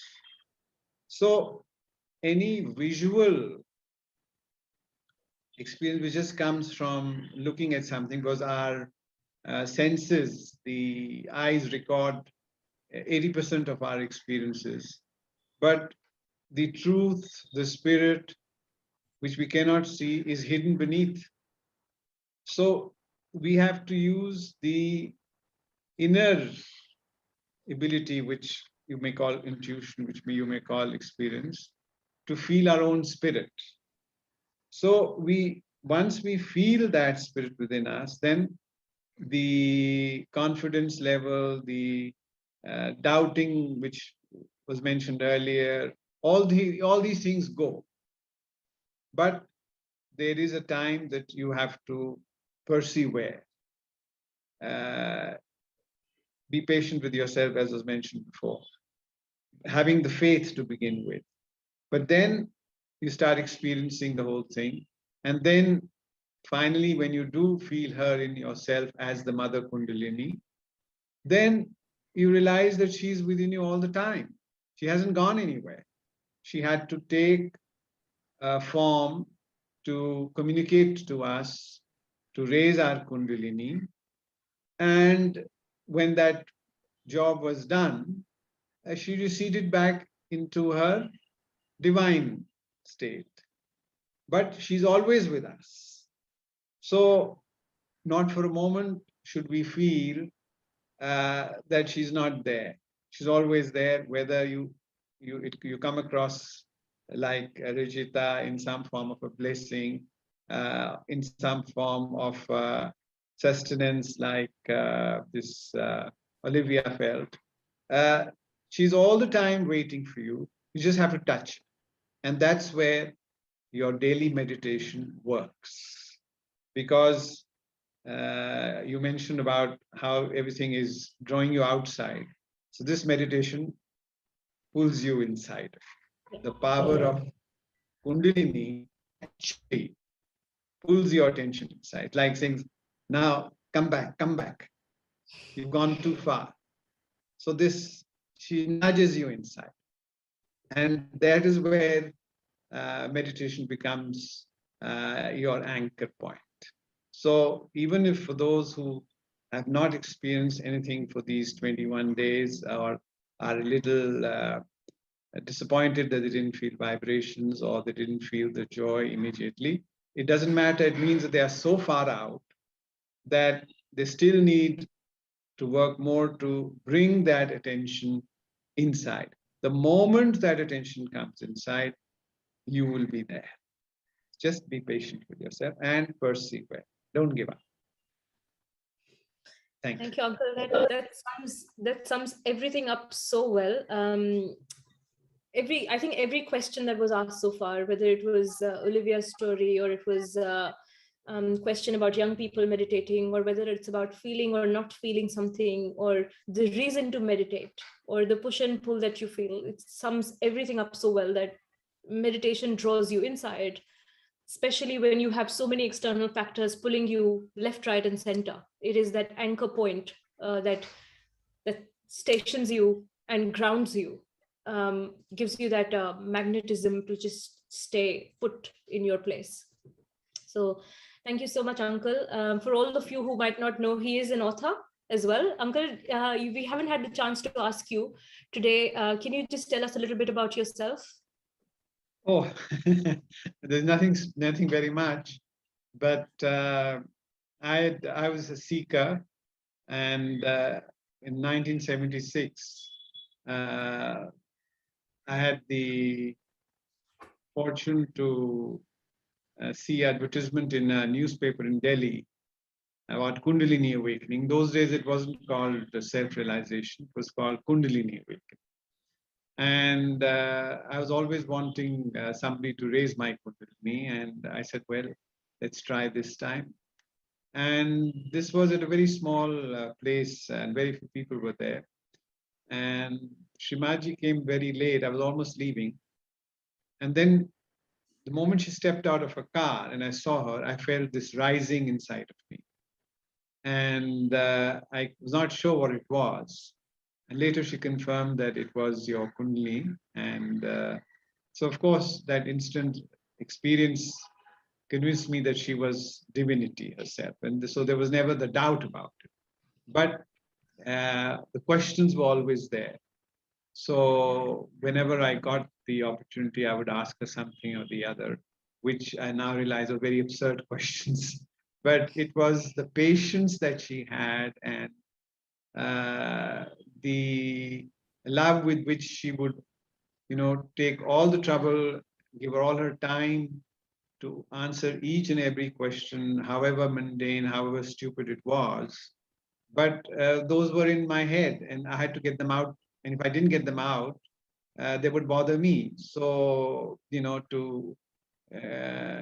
can say to erase the mind, I had to get answers.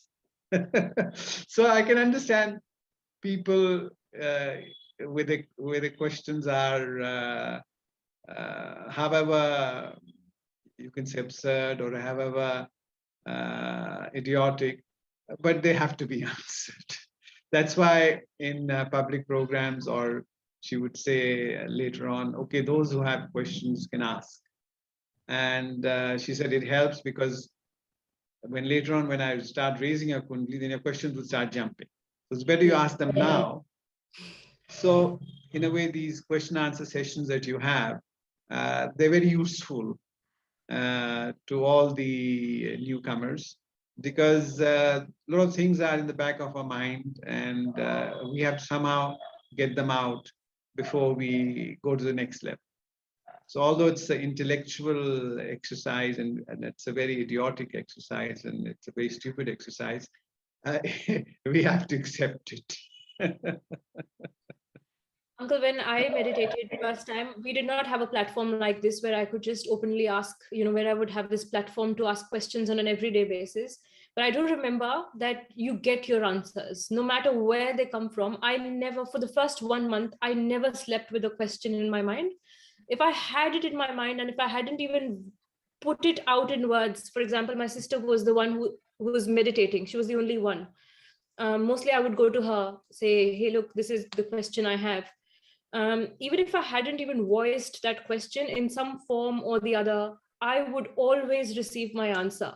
Like it's not even funny. I never slept with a question in mind. It's almost like you said, answering those questions is important. And so you do get your answers, no matter how, but you do. And no question is stupid. I would say that probably you must have had a very good Agya Chakra, so that you didn't have to worry. I had a very busy Agya Chakra. So if you have forgotten, Agya Chakra is your forehead right here. This is where you're always thinking, asking, worrying. It's all here in this energy center. I have a story to say about answering questions. I was, I think it was in 1993. I went to Belapur for 3 weeks. Belapur is a health center that Shri Mataji set up near Mumbai. And we received treatments, Sahaj treatments there. And it's good for any yogi to go there to deepen their meditation. Anyway, I went there because I was not feeling good here. And so I decided to go there to try and go deeper and fix myself. And after a few days, I got quite sick. I was quite sick. I had nausea in the morning. I really felt unwell, like uncomfortable. But I could not work it out in my meditation. I didn't know what to do. It reached a point where I was really stuck and I was in my room. I didn't want to get out because I couldn't find any solution. I thought, well, that's the end of the road for me.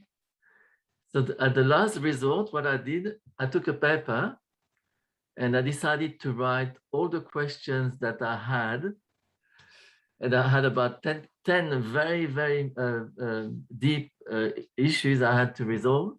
So I wrote 10 questions in a letter and I put it at Shri Mataji's photo. And I thought, well, until I get these answers, I can't move anywhere. So I'm not going to get out of my room. And I didn't eat, didn't sleep. About half an hour, I think it was half an hour later, I hear a knock on the door. I opened the door and one of the doctors came in and sat on the side of the bed and starts talking to me. And then after a few minutes, I realized he was answering the questions I had written in the paper. So he answered the first question, then the second, and each one of them. And after that, he looked at me and said, "Oh, I have to go and see a patient. Excuse me, I have to go." And he left. But I had all my answers. That was amazing. So that's another way. You can write your questions on a piece of paper and you can also keep it near Shri Mataji's photograph. And that could also be a way of getting your answers. That's another experiment you guys can try, definitely. That's a really fantastic story, and Uncle John. What it taught me is most important is that, as Uncle Yogi said, is we are never alone. And this is the most I got from this experience. So the answers to the questions maybe helped me, that's for sure, but it was not so much that. It's my self-confidence, the certainty that I was not alone in this world. I was on a journey with my mother and she was not going to leave me ever. And this is what I got from this experience. And that feeling is so beautiful, that you're not alone, because it sort of warms your heart up. It gives you that strength here that you're not alone. So thank you, Uncle John. Thank you, Uncle Yogi. Beautiful stories. We do know that Auntie Debbie has joined in a few times. She's a teacher. James, can you quickly tell us a little bit about yourself? What do you do? A little bit about yourself. You need to unmute yourself. Can't hear you. I'm muted. You can't hear me? Now we can hear you. Oh, okay. Yeah. I'm from the US, actually. You could probably tell from my accent. But I've been in Australia for about 4 years now. I'm working in IT. Yeah, been enjoying Australia. I'm here in Melbourne now. Excellent. James, do you know what? There was an interesting question which was asked yesterday, that people in IT who are sitting in front of the screens and working all the time have a lot of stress, and it takes a toll on their health. Especially, it sort of puts you in that emergency mode because you're constantly working. I don't know what side of IT you're in, but I do feel that most IT jobs are stressful because of the technology and the demanding respect side of things. Definitely. Yeah. I mean, I work in development, so definitely on the development side, it's a big stress on the brain. It's really intense amount of thinking and staring at the screen for long hours. And it really can make you feel very strained. Yeah, in terms of meditation, we're kind of lucky with work from home right now. To sort of combat that, I tend to get up and do stretches and do exercises. And at the end of the day, this actually, my whole agya can sort of hurt from thinking and staring at the screen so much. So usually hopping into a foot soak. I don't know if everyone here had the chance to do candling, but bringing the candle up to your forehead and seeing Shri Mataji's photograph, it really gives quick relief to all that tension you have in your agya and in your mind. Do you need a lot of ice packs as well? Yeah, sometimes I use them while I work. It's a good technique. I know we're supposed to wrap up. I'm just going to ask one quick question. How do you deal with office politics? A lot of people have spoken about ambition here. I don't mean to open a can of worms, but sure. How do you cope up with people who are being nasty at work, or people who are just trying to impress others? You know, that whole office politics scenario. How do you deal with that? Forgive. Yeah, definitely. I mean, you see it a lot. I mean, yeah, one thing is forgive. Second thing is witness. I think most importantly is be genuine, show kindness to people. Maybe that's a little bit off topic, but I find that to be really refreshing. I feel that Sahaja does give you that confidence to be yourself. And, you know, in the workplace, in person or on the channels, things can become sort of very dry, or like you say, people sound very serious and competitive, or feel that they have to talk or present themselves in a certain way. But if you can be lighthearted and be sweet to people and be a little bit silly and make people laugh and be your authentic self, I feel that that makes it a lot more refreshing. And I feel that actually helps your relations, your relationships at work too. I think part of the reason is people often have a lot of ego and super ego action themselves, and they can misinterpret to you as well. But if you show kindness, if you show authenticity, then I feel it helps to negate a lot of it. Absolutely. And Shah has very beautifully put that: forgive and let go, even if you can't forget. Very well said. Words of wisdom there, something that each one of us should remember. But just to point it out a little more, if you feel like there's people being promoted because they're friends of the bosses and things like that, you know, something that your integrity doesn't allow you to do, like you don't want to keep trying to please people all the time just because you want to get promoted as well. Like, how do you deal with that kind of scenario at work? I mean, I guess it sounds cliche, but it does keep coming back to those principles of forgiving and not reacting. I mean, you know, you have to follow your intuition. At some points, if you feel the need that you need to speak about what's fair and speak about what you feel, then do it. But I think in the same light too, as a yogi, it's good to have a detachment about your whole job in general. You know, your job, your career, it's not your life. It's not your source of happiness. So You know, if you want to have a relaxed attitude to what's happening in the workplace, do it. If you want to speak your mind and tell about what's going on wrong, then speak and tell it. But ultimately, I feel it's best to not be so attached. And I've actually found that in my own personal experience that if there's a big challenge at work, whether it's some task you're having trouble with or it's a strain with some of your colleagues, the more you get bound up into that, the more that creates a pressure on you, then the less results you have. Exactly. And yeah, the more you sort of feel detached that this is just a job. My job is to be happy. My job is to be kind to people. Then somehow, without you even thinking so much, these solutions get more resolved. I think it happened to me, and the issue is that when this happens or other circumstances happen to us, the main thing is it makes us lose the balance, and that's the problem. So what we have to do as a yogi, what we have to do is to find a way, a technique to come back into the balance, and then once we are in the balance, that's when we can forgive, first of all, and then once we are in the balance, it doesn't really matter what we think, because if we are meant to get this promotion, it will work in our favor anyway, because the divine force is there to do it for us if it's good for us. But the main thing is to find the balance.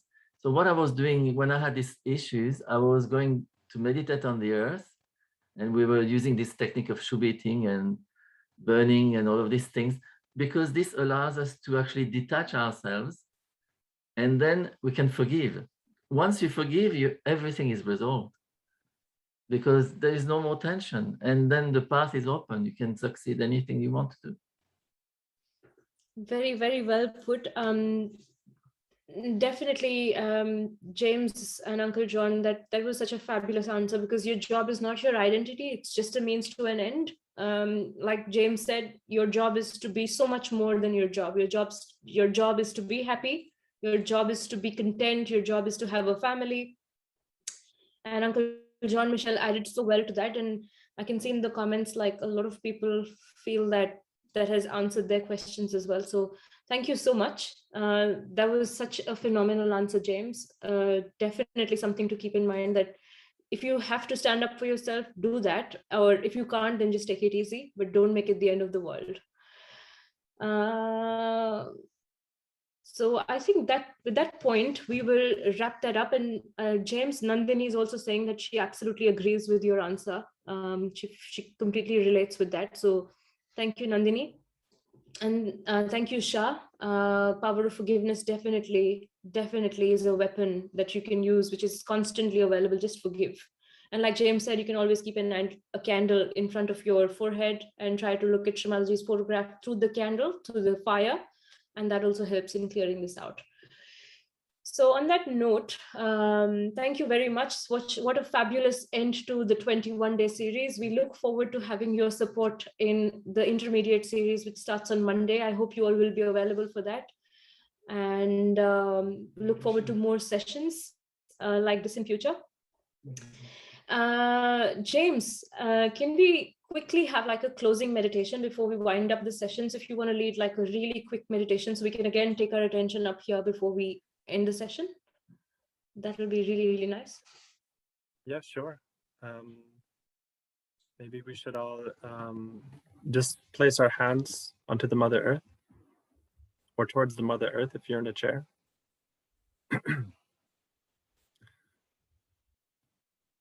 We'll just bring our attention inside. You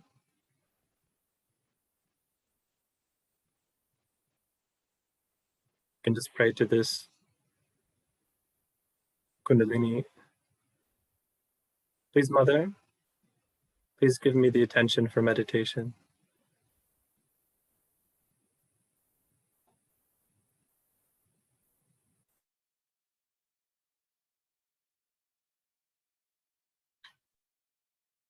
So, feeling grounded, we can bring our hands open onto our lap.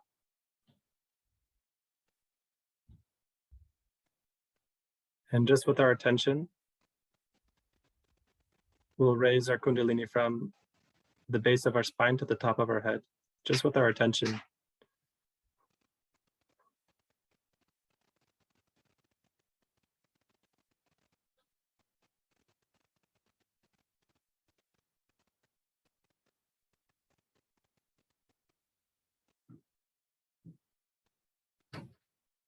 Can pay attention to see what we feel on our palms. If there's any type of tinglings or sensations in the fingers, or else you might be getting the coolness now.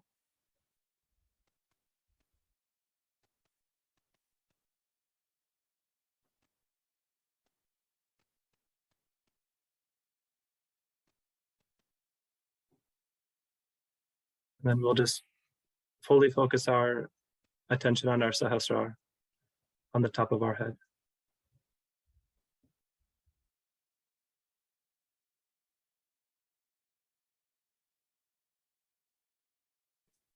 Please, Mother Kundalini, please bring me into a state of thoughtless awareness.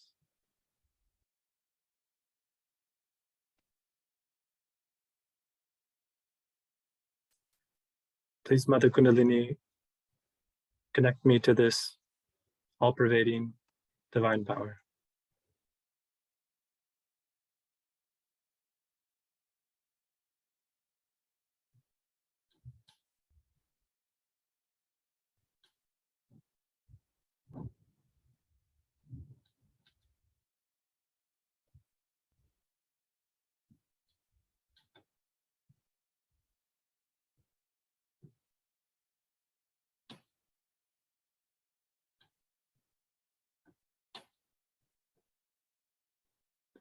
Can sit silently for just 2 minutes. If our thoughts are coming, it's okay, just let them pass.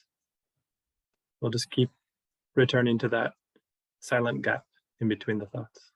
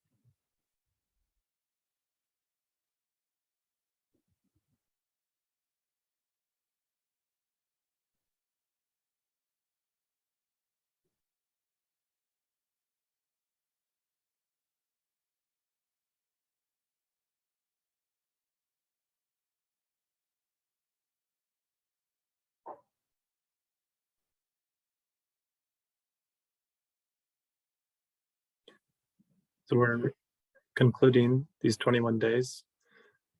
We could say a small prayer. Bring our hand to our heart and just say, thank you, Mother Kundalini. Thank you for giving me the knowledge. Thank you for giving me the protection. Thank you for giving me the confidence and all the blessings.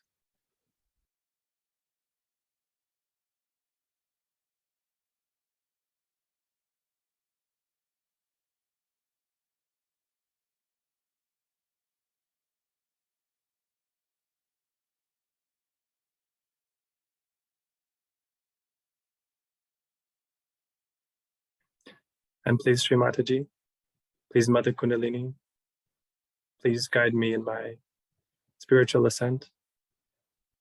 Please guide me in my meditations.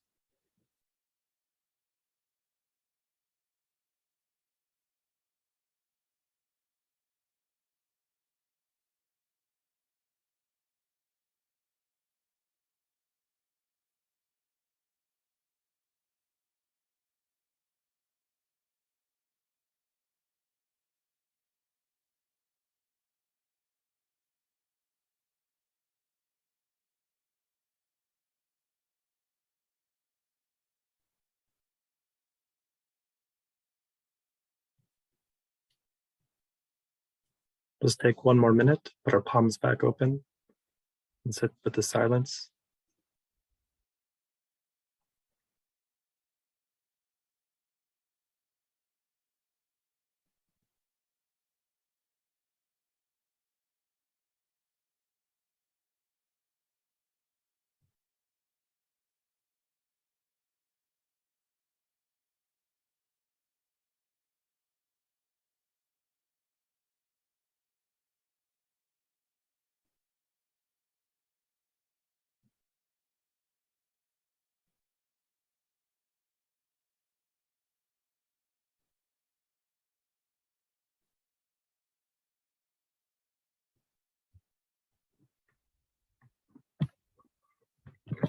Can slowly open our eyes. We can all collectively raise our Kundalini together. In our left hand out first, rotating up.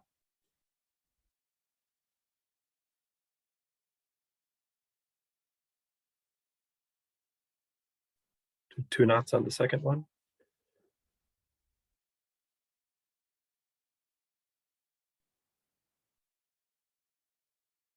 And 3 knots on the third go.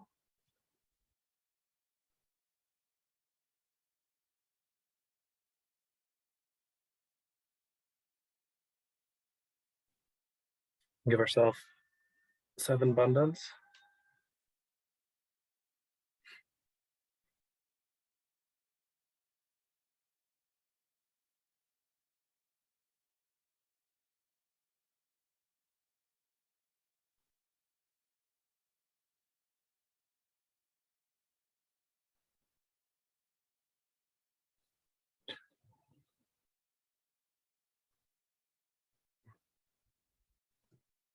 Thank you, James. That was beautiful. Thank you for the lovely meditation. Lovely to have you here, and we hope we'll have you in more sessions for the intermediate program. Oh, definitely. So thank you, everyone. Thank you for participating. Thank you for being here. Thank you for being such a lovely audience and for meditating with us. We look forward to having you again tomorrow for the workshop and for the intermediate session starting Monday. So thank you again for joining. This is where we end the session, and yeah, look forward to having you on tomorrow for the intermediate, for the workshop, and then we'll have you for the intermediate program on Monday. So thank you very, very much. As always, we fold our hands in gratitude, we bow our heads in humility, and we offer this thank you in all humility to our own Mother Kundalini, our individual mother. So thank you. Bholanat, Bholanat, Bholanat, Bholanat, Bholanat, Bholanat, Sang Sang Bholanat, Jag Sukhi Hoya Kai, Sang Sang Bholanat, Jag Sukhi Hoya Kai. Shri Mataji Nirmala Devi.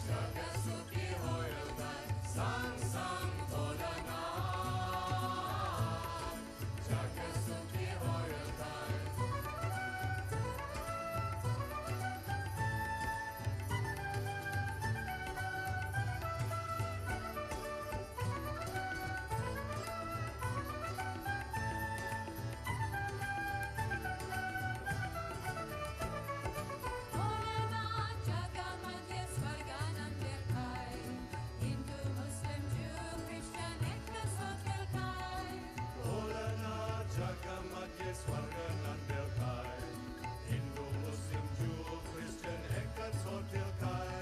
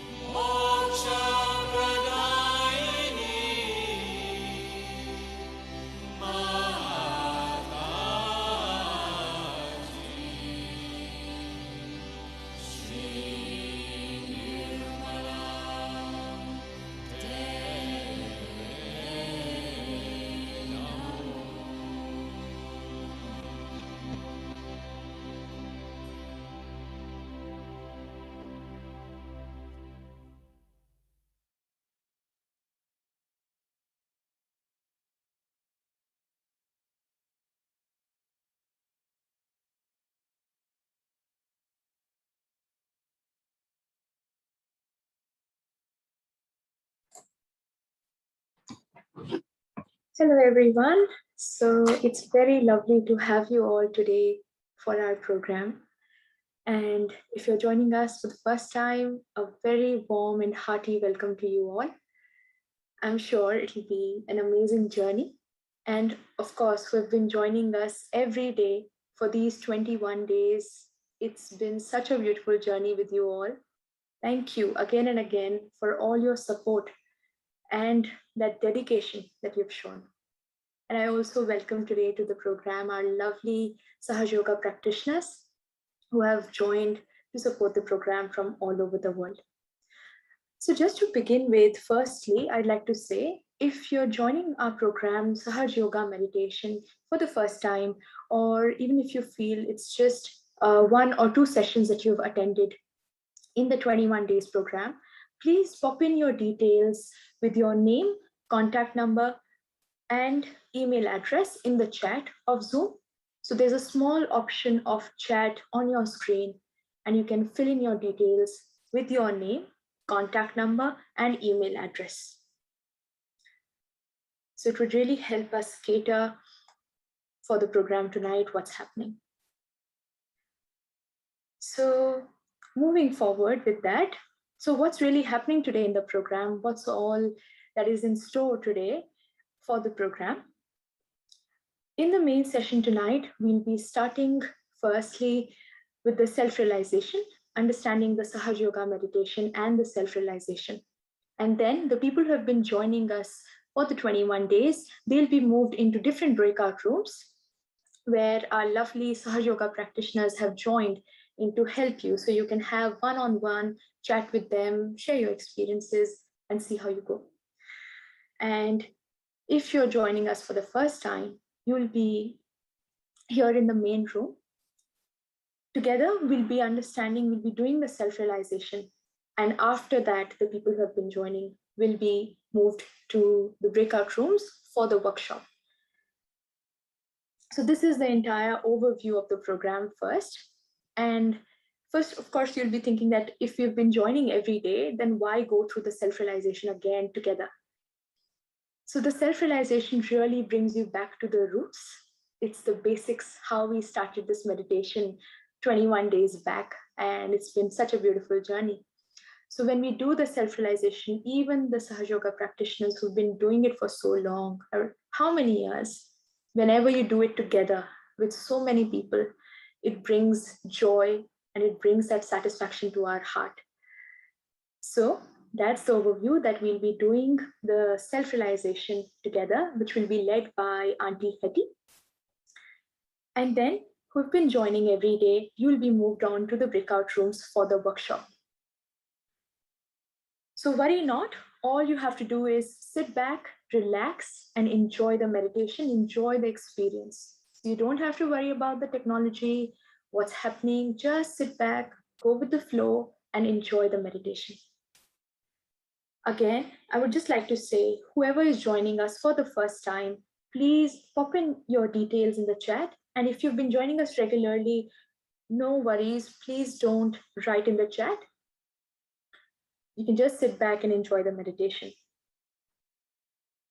So that's about it from my side. I have given you the overview, what's happening. And now I pass on to Auntie Hetty here. Thank you.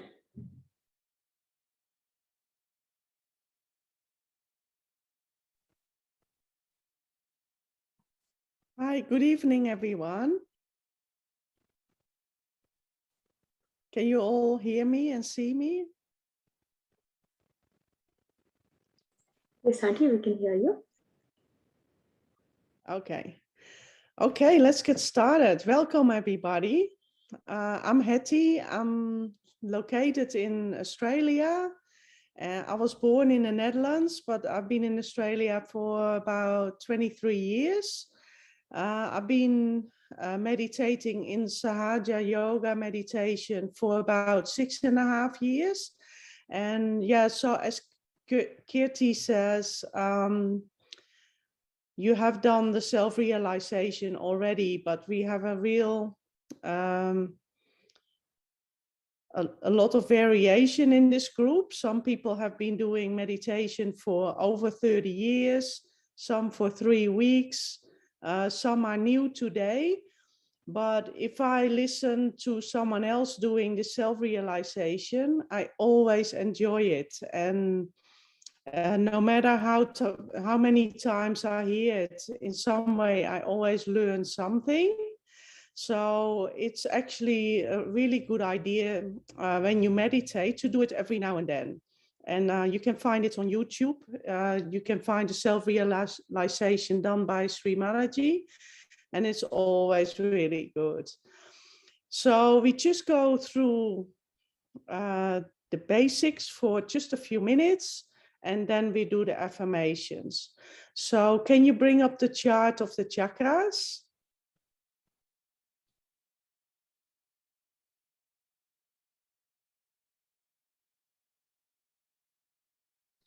Yeah, just leave that one on, please, of Shri Mataji. Can you bring, yeah, thanks for that.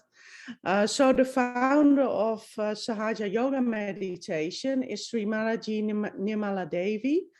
She founded Sahaja Yoga Meditation in 1970. And she insisted that this meditation is always for free. So whoever you will find volunteering in Sahaja Yoga Meditation, everybody is a volunteer, nobody gets paid. And spiritual knowledge shouldn't be paid for. It should always be for free. And it's now practiced in more than 100 countries. And we got quite a few represented here, I guess. Okay, and now the chart, please.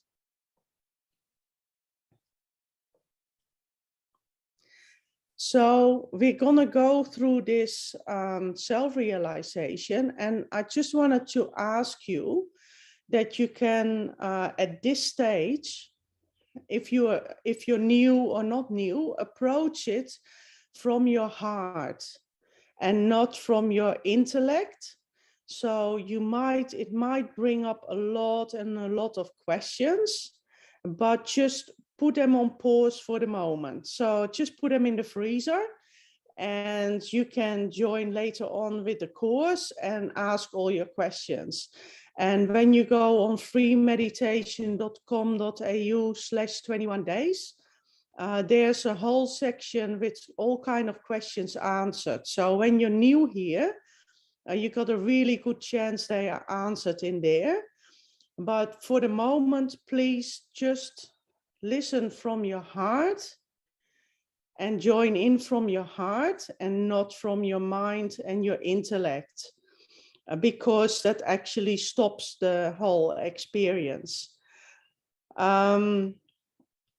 Meditation is not something that you do in your head. It is something that goes beyond. So it goes beyond your body, beyond your mind, your intellect, and beyond your emotions. Now, in this chart, you see in the middle of the body all kind of colored dots, and they are energy centers. These energy centers are called chakras, and they looking after our body. So on a physical level, they try and heal us when we're sick. When we're emotional, they try and calm us down. But they also have a higher aspect. So if we go to a higher awareness, they actually bring out divine aspects in us.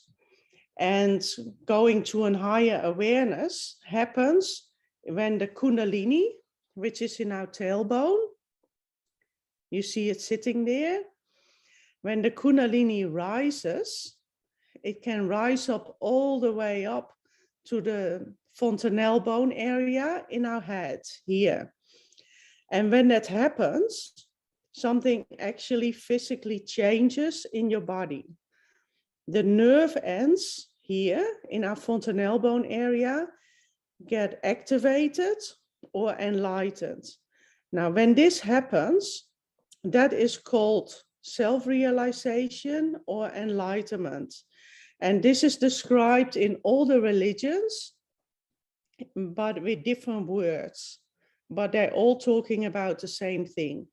So when the Kundalini rises, also our chakras get activated.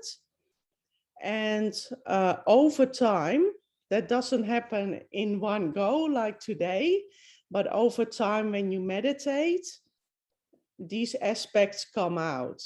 And we actually all know about this. For example, our heart. We know that our heart is not just a big pump pumping blood around, but it's also the organ of love and compassion. And that's the higher aspect. And through self-realization, and then when you start meditating, all these aspects are starting to come out. Now, what you see also in the chart there, 3 lines going up, and there's a middle channel right in the middle of us. That is the center channel. That's where we want to be. So that is the channel where we are in an awareness of the present moment. So in that moment, there's no future and no past. And then you see the blue line and the yellow line. So we have a right channel and a left channel. So the left channel is our desire and our past. Our right channel is where we take action. So for example, if you want a job or you want a better job, and that is a desire. And then if you don't do anything, nothing is going to happen. So you actually have to apply for jobs or chase something up or do some networking to try and get another job or to try and get a better job. So that is called taking action. So we have desire and we have action. And you are all here because you have a desire to meditate or to learn more or to meditate together. So if you don't do anything, if you don't join Zoom or YouTube, nothing is going to happen.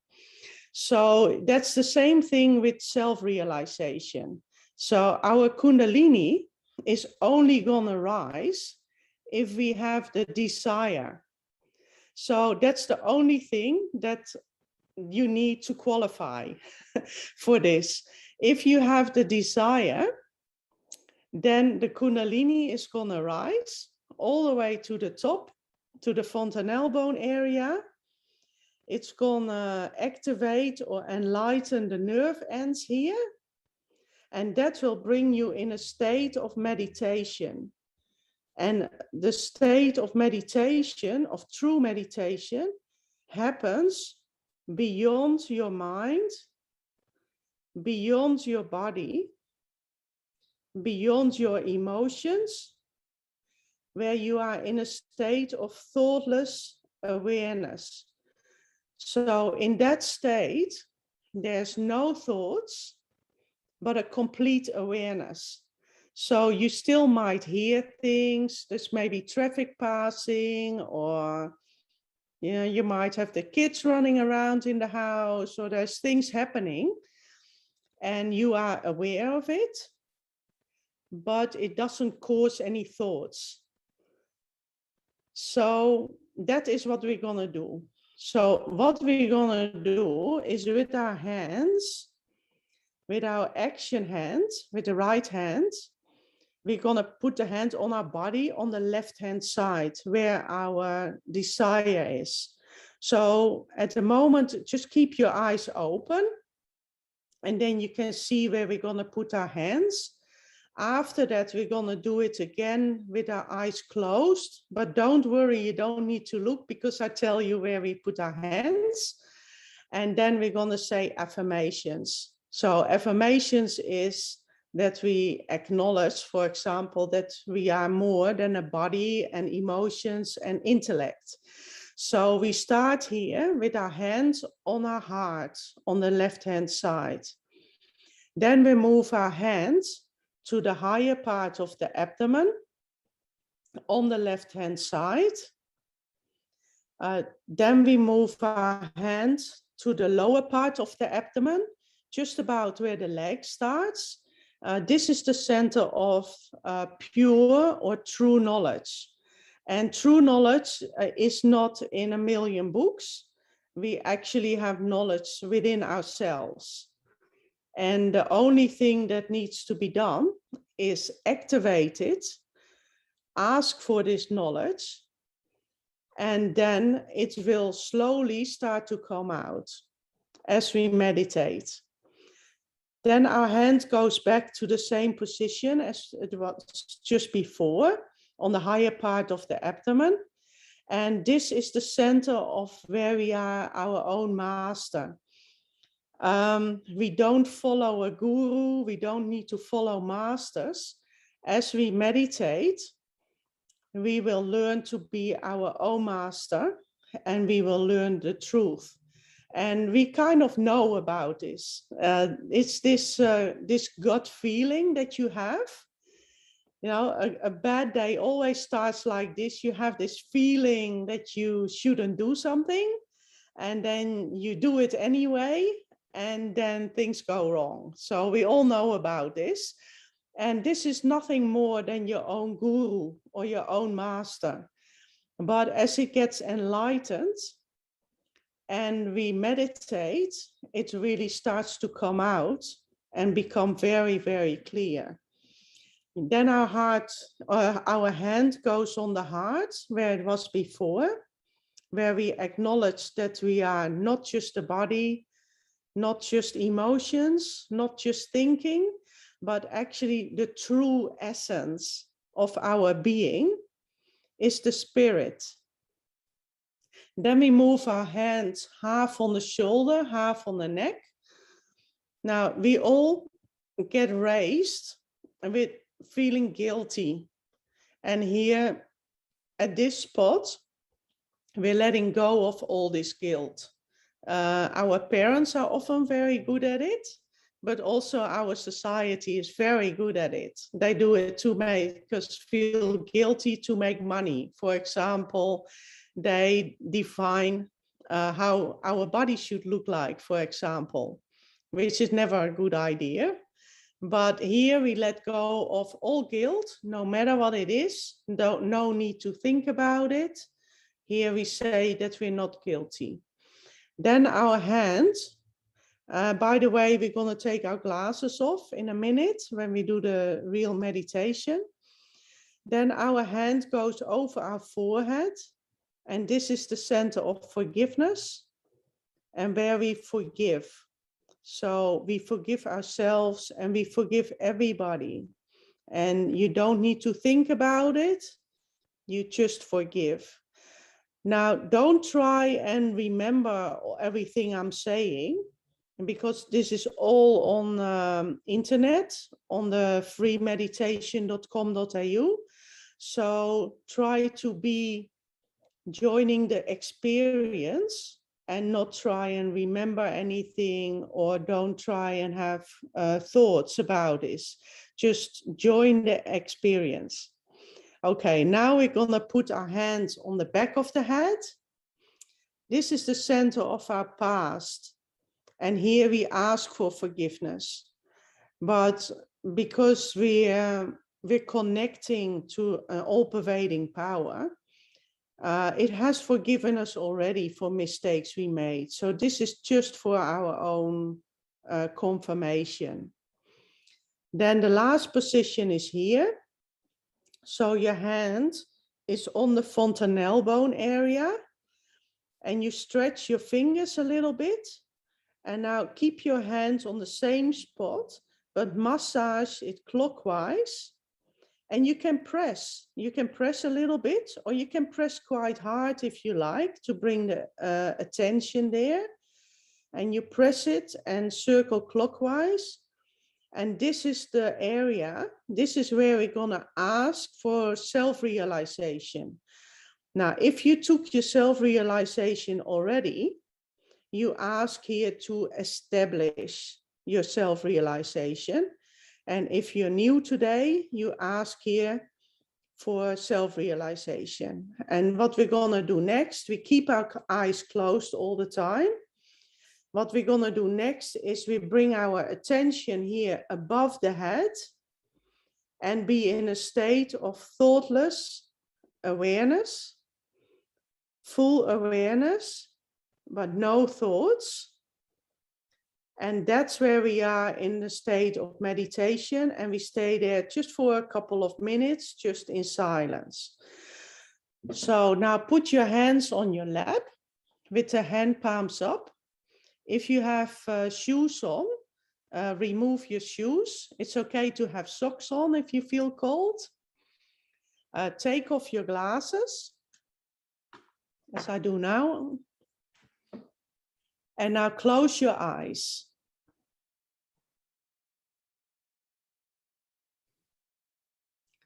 And take a few breaths to calm down and slow down.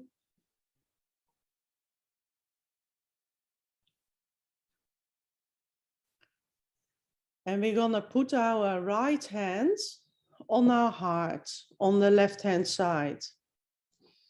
And here we're going to ask a question.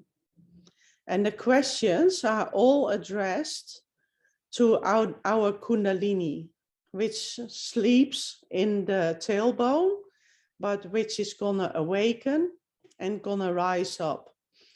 This Kundalini, you can address her as Kundalini, Mother Kundalini, or Mother. I'll mix it up a bit, but you can just choose what works best for you. So with our hands on our hearts, we ask, Mother Kundalini, am I the spirit? Am I the spirit? And ask it as many times as feels okay for you. Am I the spirit?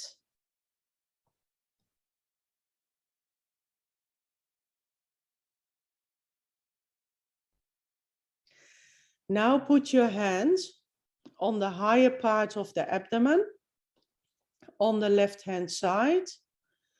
You can press a little bit to bring the attention there if you like. And here we ask, Kundalini, am I my own master? Am I my own master? Ask as many times as feels okay for you. Am I my own master?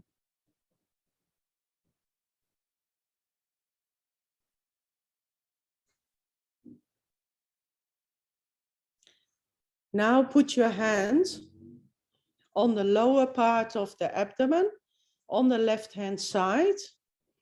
You can press a little bit if you like. This is the center of true knowledge. And here you ask, full of confidence, Mother, please give me the true knowledge. Mother, please give me the pure knowledge.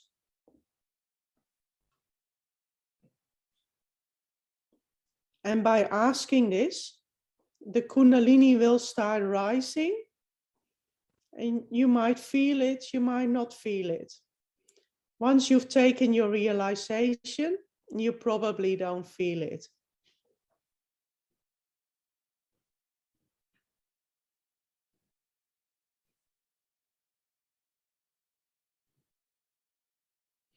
Now put your hand back where it was before, on the higher part of the abdomen, on the left-hand side. And here we confirm the question that we asked before. And here we say, Mother, I am my own master. Say full of confidence and confirm, Mother, I am my own master. Say as many times as feels okay for you. I am my own master.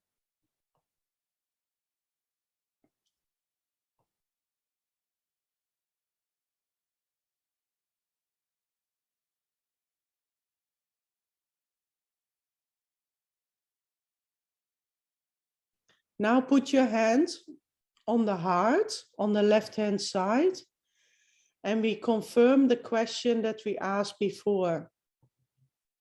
Because our body or our being is not just a body. It's not just thinking, not just a mind or intellect or emotions. The true core or essence of our being is the spirit. So here we confirm, Mother Kundalini, I am the spirit. I am the spirit. Say full of confidence, I am the spirit. Say as many times quietly in your mind as feels all right for you.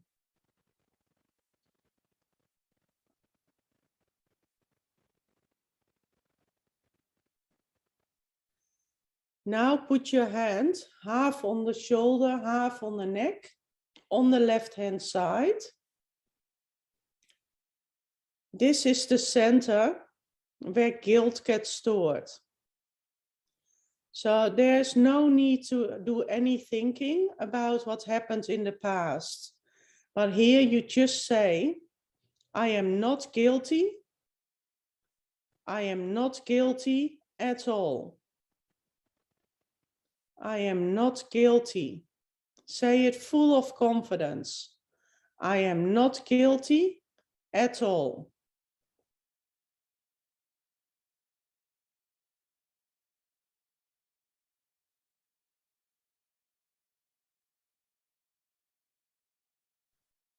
Now put your hand over your forehead.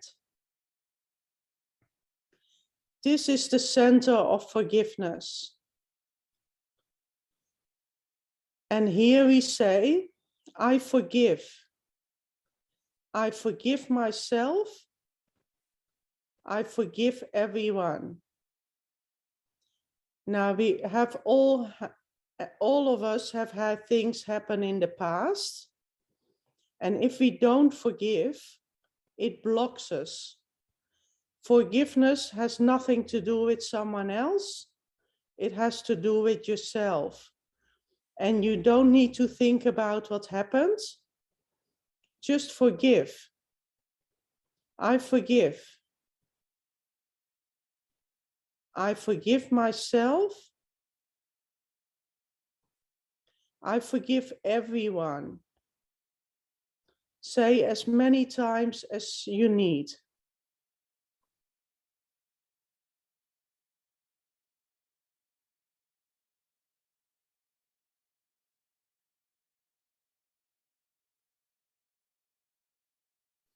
Now put your hand on the back of the head, which is the center of the past. And of course, we have all made mistakes, but we all have been forgiven already by God, by the divine power, by whatever you want to call it, it's all the same. So we have been forgiven. So what we're saying here is just to confirm it for ourselves. So here you say, Mother, if I have made any mistakes, please forgive me. If I have made any mistakes, please forgive me.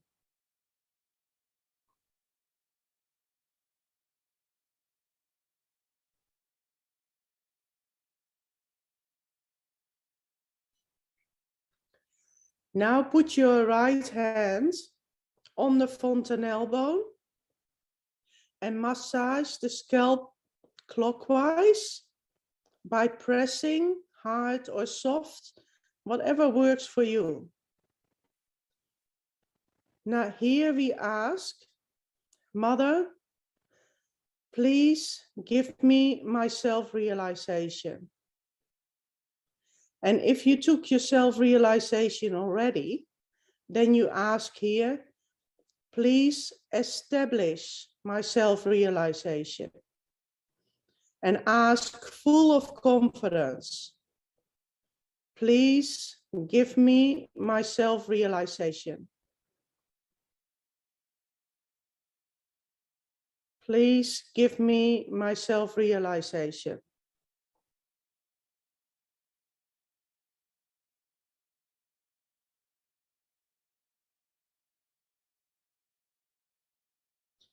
Now keep your eyes closed, but you raise the hand right over the top of the fontanelle bone. So your hands go straight up, your eyes are closed, your attention is where your hand is, and you move your hand there between the scalp and about 20 centimeters or so, somewhere there.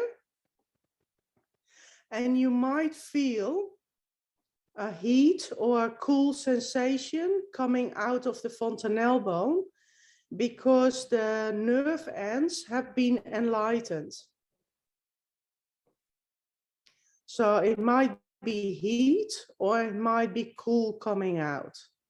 If you don't feel anything, that's fine too. It doesn't matter. So now this is the space where you're going to be in meditation, above the head.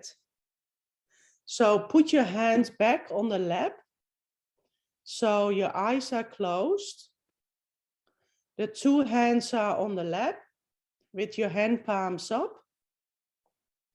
And we're going to go in meditation just for a couple of minutes above the head. So this is beyond your body, beyond your mind, beyond your intellect and your thinking, and beyond your emotions, in a state of stillness, of no thoughts, but full awareness. Now, it might be that thoughts come in and you can just tell them, not now, not this, and go back in thoughtless awareness. So we're just going to be there, just in silence for a short time, a couple of minutes.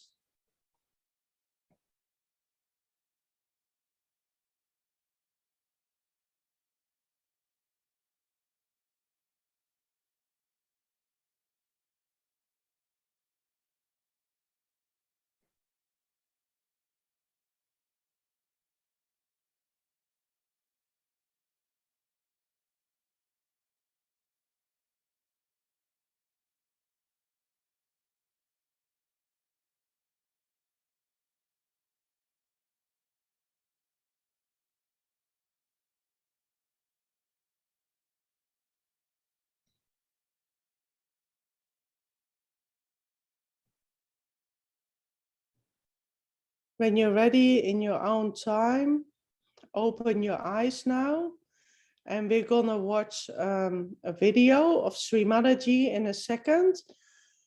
All this knowledge we learned from Shri Mataji. She brought us this knowledge for free, and all the knowledge we have learned from her. So as a meditation or part of a meditation, it is always a really good thing to listen to the talks, and we watch one of those now for a few minutes.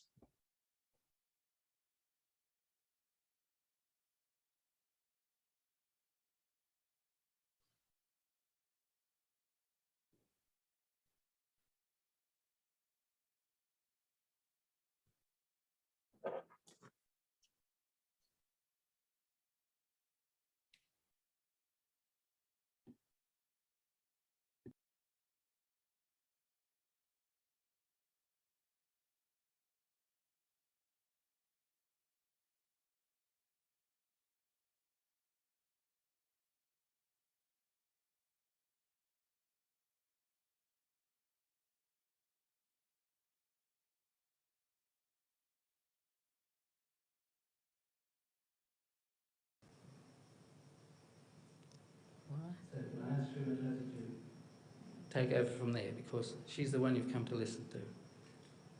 I ask you, the Seekers of Brisbane, to respectfully welcome Shri Mataji here tonight.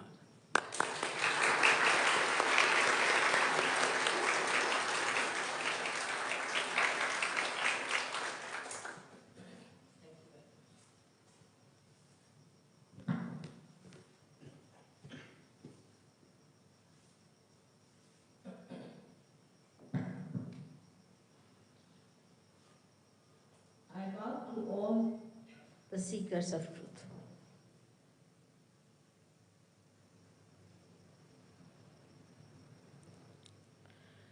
Just now, Albert has very clearly described to you the mechanism that is within us, which works out our self-realization. There is a mechanism, no doubt.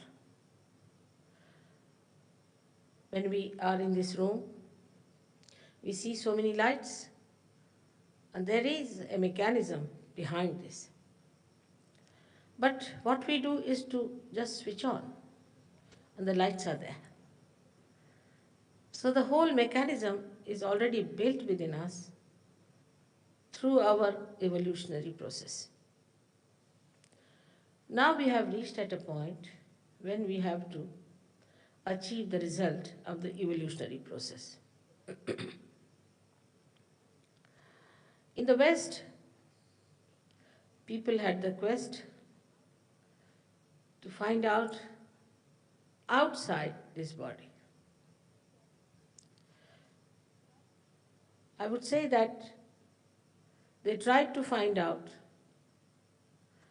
the knowledge about the tree of life. But when the life is found out from outside, you can go up to a point. And the tree can also grow up to a point. You have to go to your roots. This is the knowledge of our roots. Now, to say that it comes from India or it comes from a particular region is not true. India being an ancient country, of course, they have been able to go deep into it. But even in the Bible, you get sentences like, I will appear before you like tongues of flames. And these sentences really looks like tongues of flames. Then in the Quran also, it is there called as Asas, the Kundalini. It describes that you have to be connected with God. Otherwise, whatever you do in the name of God, you will become cruel and you will be disintegrated. It's clearly said. Same thing in any religion that you read, that you have to have your self-realization. Every religion has talked of the spirit. Every religion has said that you must find out your spirit. Now, when we are ignorant about the spirit, and there are so many people in the market, which I say as a guru shopping going on, people don't know what to expect and what to find. What is self, what is spirit, and why should we get it? As I said, it is the epitome of our evolution. That you have to become the spirit, and that is the truth, that you are the spirit. If you are the spirit, then you have to achieve that state. By this way or that way, that is your birthright, is born with you. That's why we call it Sahaja Yoga. Sahaja means Saha is with, Ja is born with you. That is the yoga, the union with the divine. The divine is the all-pervading power of God's love, which is the subtle of subtler, all-pervading. It exists in everything and you have to feel it. That's what we call as the cool breeze of the Holy Ghost. Cool breeze of the Holy Ghost. In the Bible, there's no description of Holy Ghost. This Kundalini is the reflection of that Holy Ghost. Holy Ghost is the desire of God. That's the power of God reflected within us as Holy Ghost, as Kundalini, in 3.5 coils, is our pure desire. All other desires that we have are impure. Because we have been desiring for this and that, economic laws are such that in general wants are not satiable. Why? Because those wants are not pure.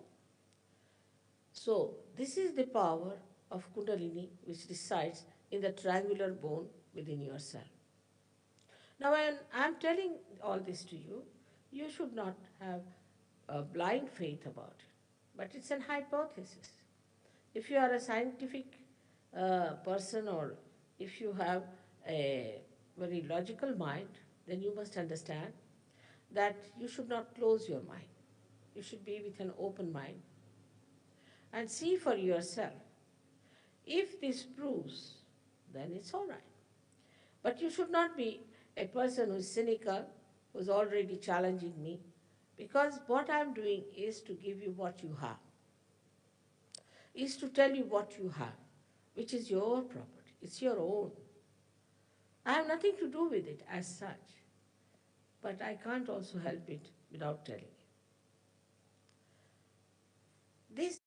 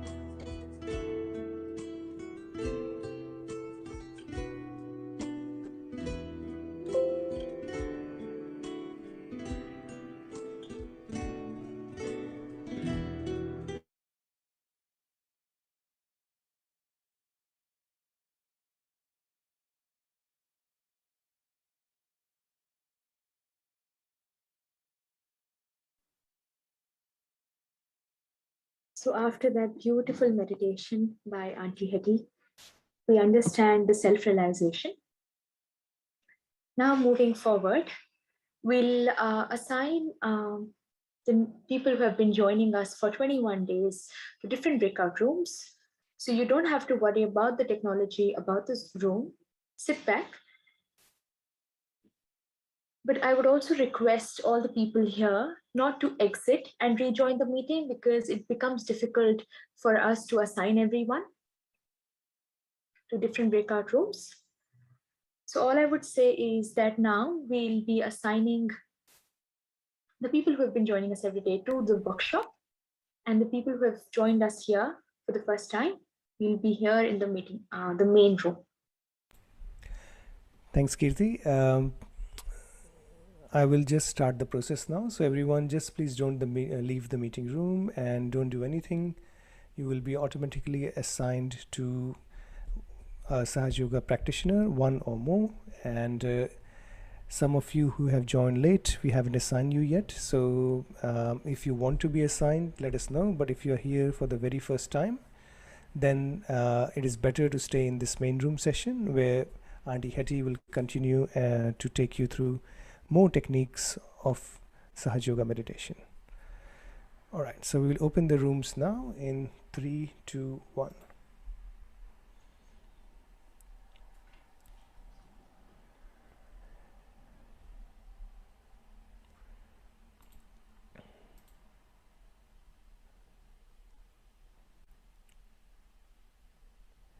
So you will see a lot of movement happening. That's normal, and in about another 60 seconds, all the participants should be in their respective rooms.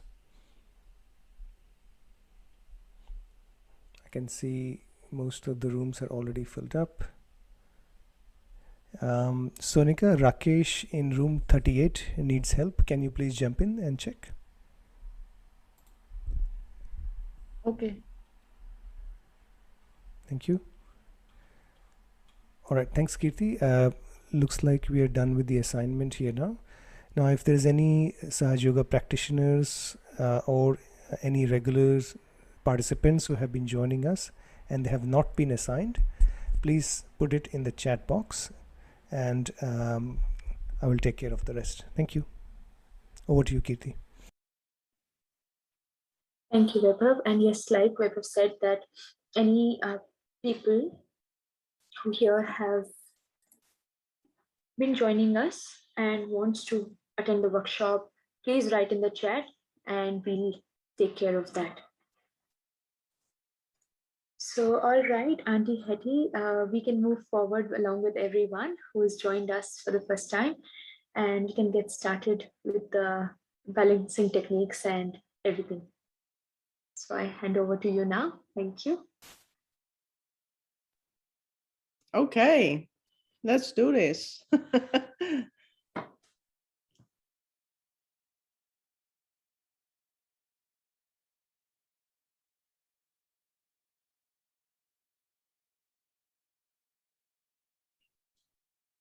Okay, so what we're gonna do is we're in our daily life, and basically all the time we're thinking, and there's we're thinking about the past, and we're planning about the future. And if you notice, it's a lot of stuff. So and when there's all this stuff going around in your head, you can't be in meditation. So it constantly brings us out of balance. And in Sahaja Yoga meditation, there's a lot of techniques that can bring us back in balance. And we call that clearing. So we're clearing our channels and we're clearing our chakras so that we can be in meditation. And traditionally, the yoga, like the yoga exercises, they were actually meant to clear your body so that you could be in meditation. Now, if you joined in later, and if you just joined in, you're not going to feel anything because you have to do the self-realization first. So just join in, but you won't feel it. What you can do afterwards, go to YouTube and look for Sahaja self-realization and do the self-realization. And then when you have done that with a full desire and confidence and intention, you will have your self-realization, and then this will work. Otherwise it won't work. So what we're gonna do is, if we want to be in meditation, we need to be in the center channel. And in the center channel is the present moment. Our right channel is, as I said before, is action, and it's also future thinking and planning. So if we're too much in the right, we're thinking too much, and we're thinking too much about the future, and we're taking action all the time. So in its extreme form, it's OCD, obsessive compulsive, whatever. So we want to clear that, and we want to be in the balance. So it's often at the end of the day when we've been working or doing what we normally do, we're most of the time a bit too much in our right channel. And when you want to meditate, this is a good idea to clear. So this is the way you clear it. When you meditate at home, burn a candle, but make sure it's safe, of course. And the candle, you have to see the flame. So don't have a flame like deep in a little pot, but you need to see the open flame.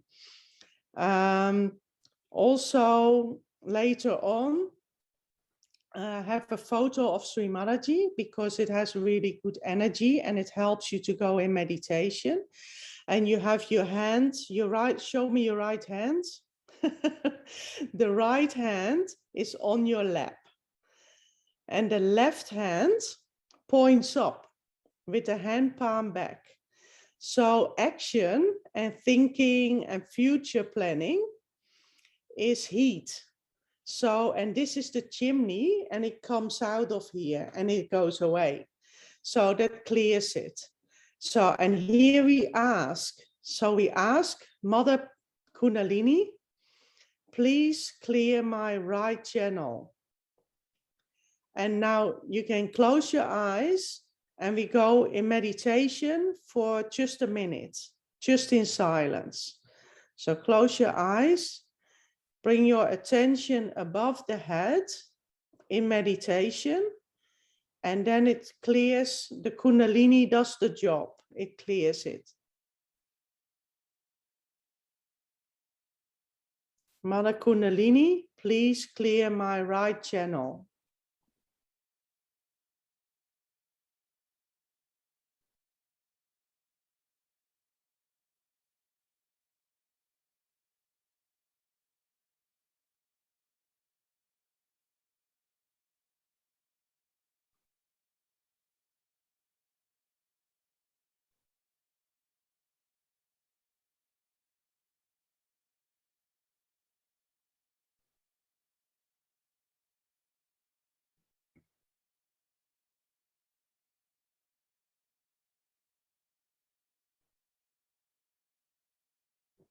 And open your eyes. Now, as you start meditating more and more, the best is to meditate about 10 minutes in the morning and about 10 minutes at night. So it's not much, and you will become more aware of what we call vibrations, which is the energy. And when our chakras or energy centers clear, and when our channels clear, they become cool. So as you clear your right channel actually your right hand becomes cooler. And when it's not clear, and when we do a lot of thinking and action, your hands can become tingly, or some fingers might be even painful, or your whole right hand could be heavy. So just have your hands in front of your heart now, and just see if you can feel if one hand is heavier than the other or more tingly. So don't think about it, but just be aware. And we just cleared our right channel, so it should be a little bit lighter.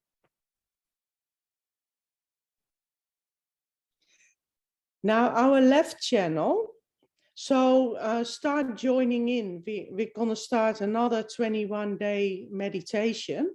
So if you like to know more, clear more, and meditate more together, make sure you pop in your details and your email so that we can be in touch with you, so that you can join in with the meditation days that start from Monday.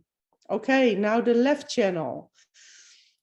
To clear the left channel is the channel of our past, of our emotions, our desire, and our source or emotions of joy. And of course, we all have emotions. But if we have emotions like anger or sadness, of course, we don't want to have too much of that. But if you're starting to dwell in it, our left channel goes out of balance. And you don't need to think about it. You can actually, you don't even know what need to know.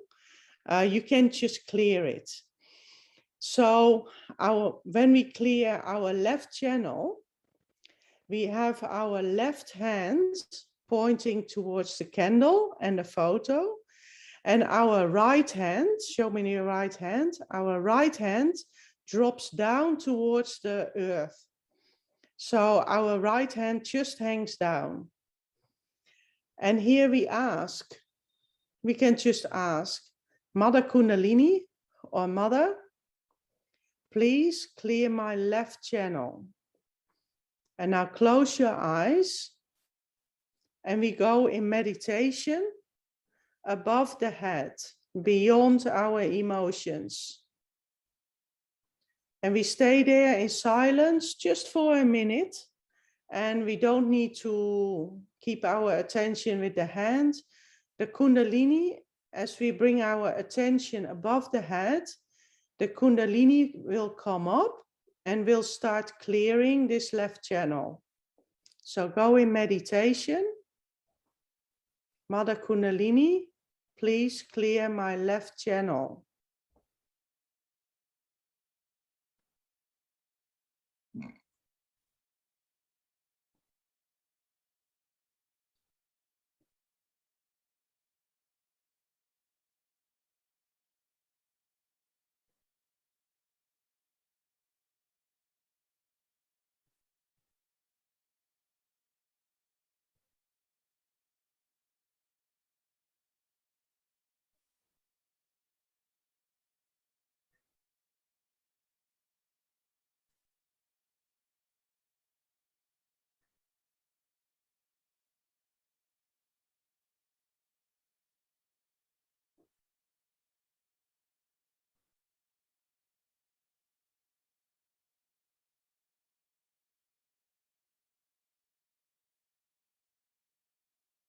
And open your eyes.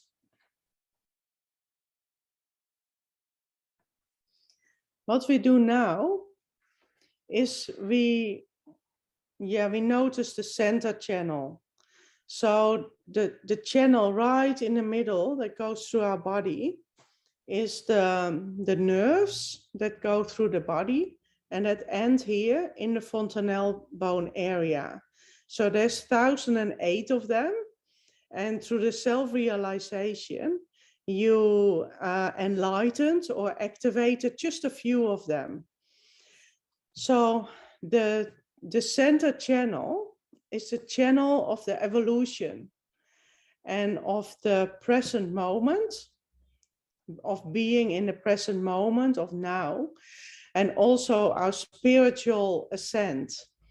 Now, this is something that usually doesn't happen very quick. And I thought that when I would take my self-realization, I would suddenly, things would change very quickly. And it did change, and kind of quickly, but not as quick as I was hoping for. But that is actually good news.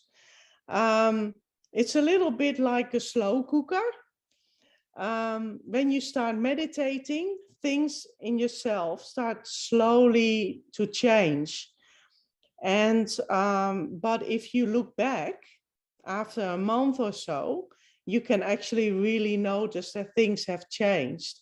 So we can just bring this center channel up by bringing your right hand at the base of your spine in front of you and bring the Kundalini up all the way like this. And you shouldn't be thinking, because otherwise the Kundalini stops here at the thinking. So bring the attention above your head and bring the Kundalini up a few times.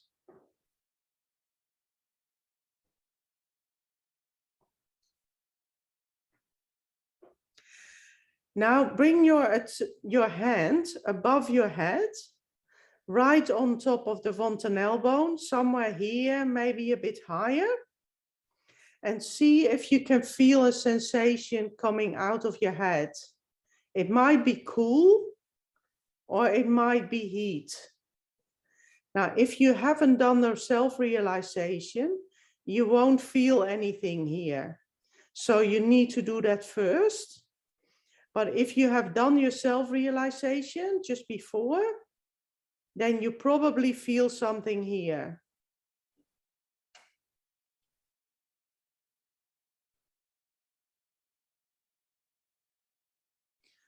So let's bring our hands back. Try not to ask any questions or do any thinking. Just go with the experience. Go with the experience of the meditation. And at a later stage, you can ask questions. And there's a lot of questions answered that you can find on freemeditation.com.au/21 days.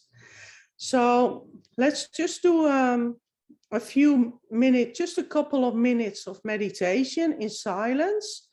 And then we'll go through how you meditate at home when you do it by yourself, so that you can get going after today.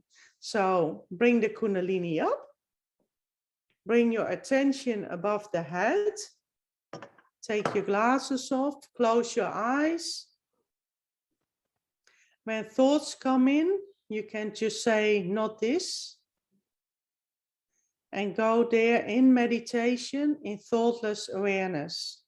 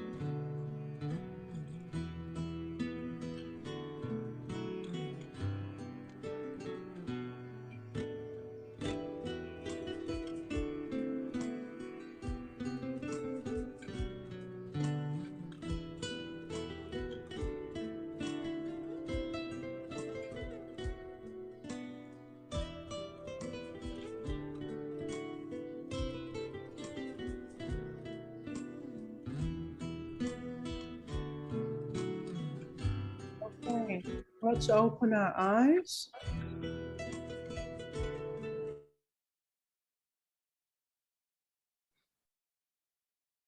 Okay, let's just go through how you meditate at home by yourself.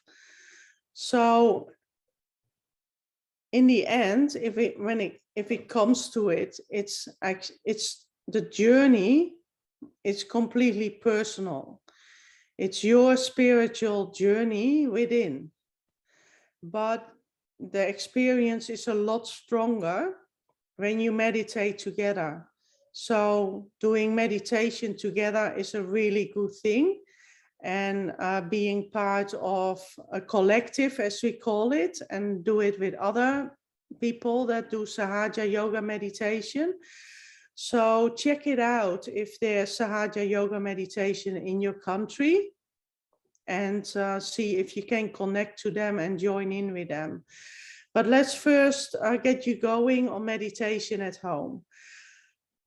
So at home, try and set up a spot or a corner or maybe a room, if you have it, where you can meditate.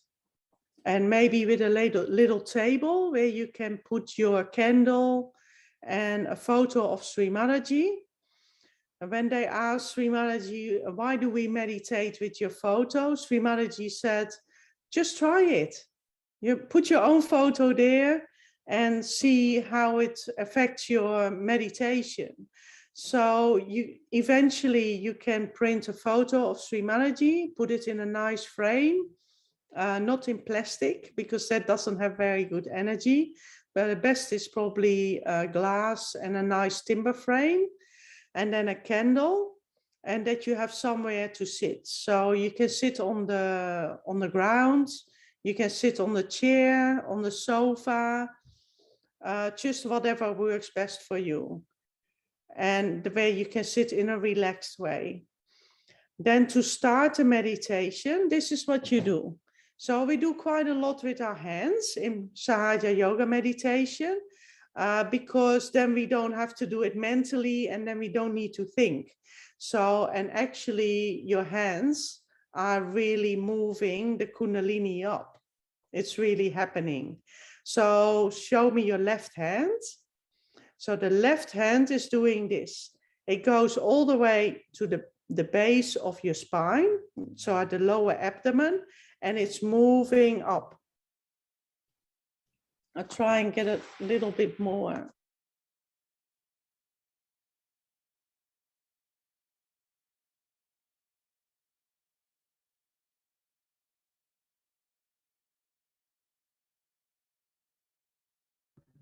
Oh, I accidentally muted myself.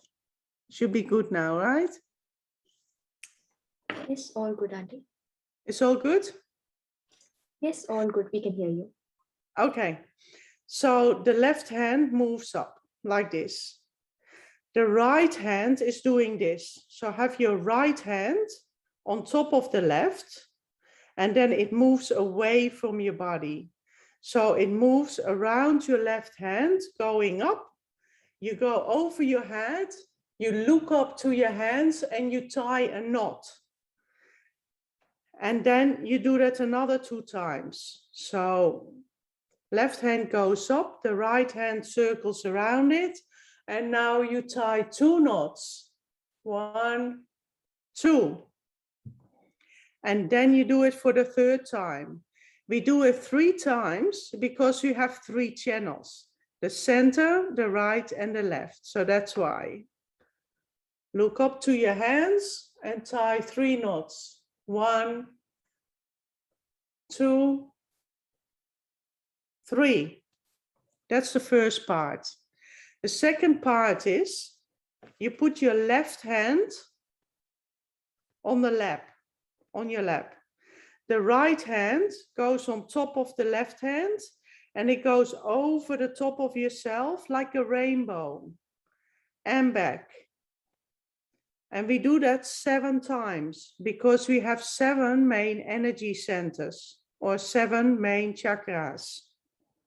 That's 3, and back, 4, and back, 5 and back, 6 and back, 7 and not back, because now there's one hand on each lap.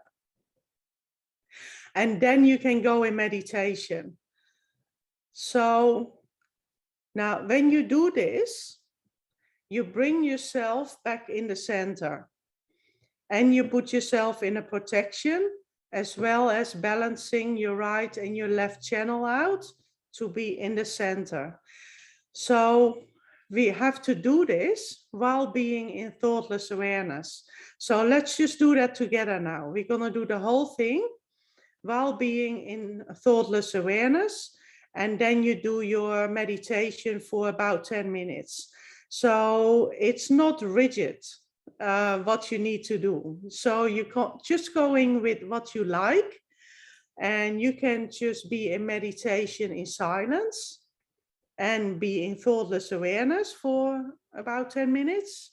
Don't set the timer either, because when you have a good time, you can do it a bit longer. And if you do it a bit shorter, that's fine too. Another way to do your meditation is to put Sahaja meditation music on. Don't put any of your favorite music on, because you always have memories with that. And a lot of music brings you makes you too active, or it can make you emotional and too slow. So Sahaja meditation music, you can find heaps of it on YouTube, brings you right in the center and helps you to be in meditation.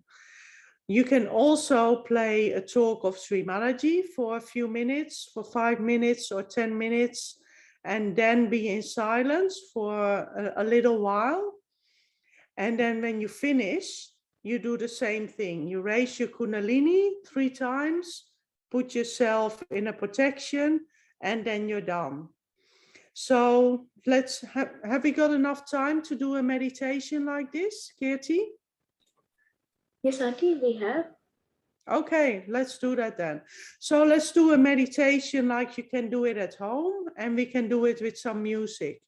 So bring your attention in thoughtless awareness, and then we're gonna do the raising Kundalini.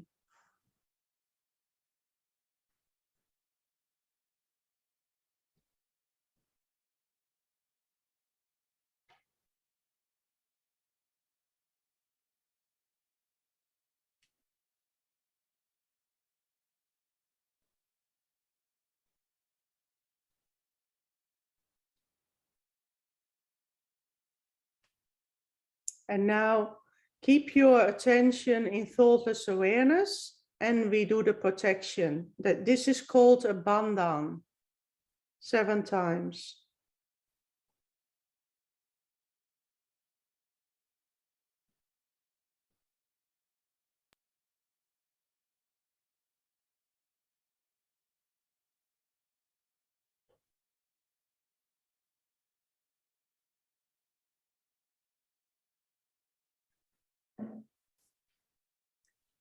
And let's keep our attention in thoughtless awareness above our head, and do a meditation for a while with music.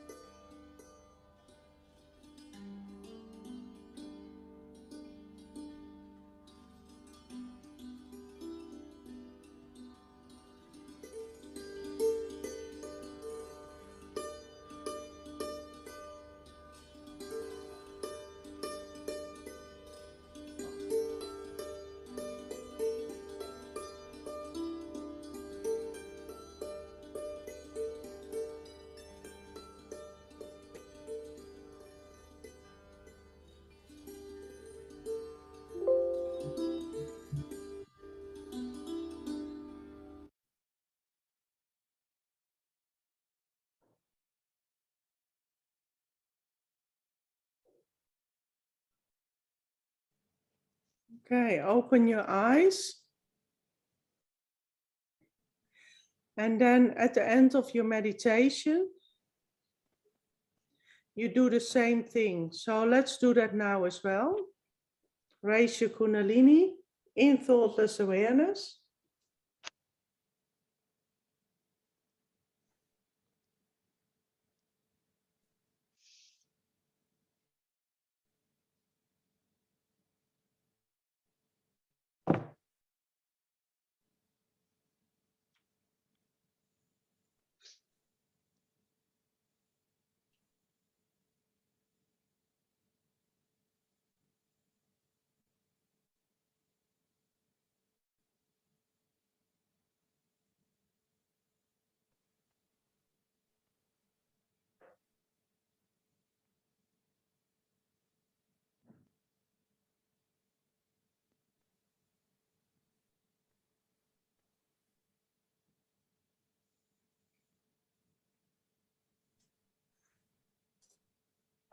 Thank you, Auntie Hetty, for that beautiful meditation. And like just we explained here, for everyone who's joining us for the first time, so that was the Sahaja Yoga meditation. You got the self-realization first, and then we understood how we balance the left and the right channel. Meaning, always our mind is always swinging to the past or swinging to the future. We're always worried what would happen in the future, or we're always sometimes in fear, or just keep thinking about the past. So that technique there, where we understood how we can be in balance in everyday life, how we can do the self-realization, we can do the clearing and the balancing, and enjoy every day in that state of thoughtless awareness. So thank you so much, everyone, for joining us. If you haven't already, please pop in your details in the chat with your name, contact number, with the country code, as well as email address. And you can always access the resources at freemeditation.com.au for any information you want to know more about the Sahaja Yoga meditation. So thank you, everyone.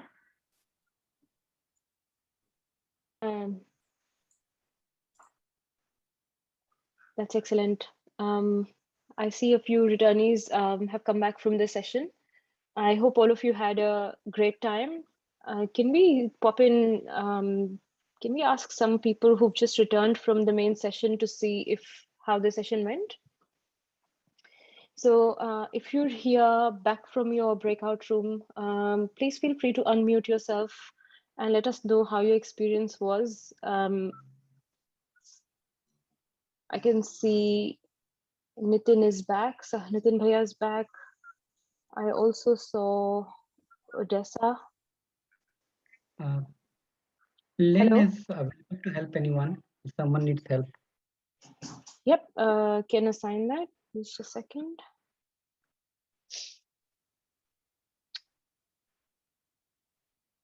So I see Xavier, you're back. Xavier, how was it?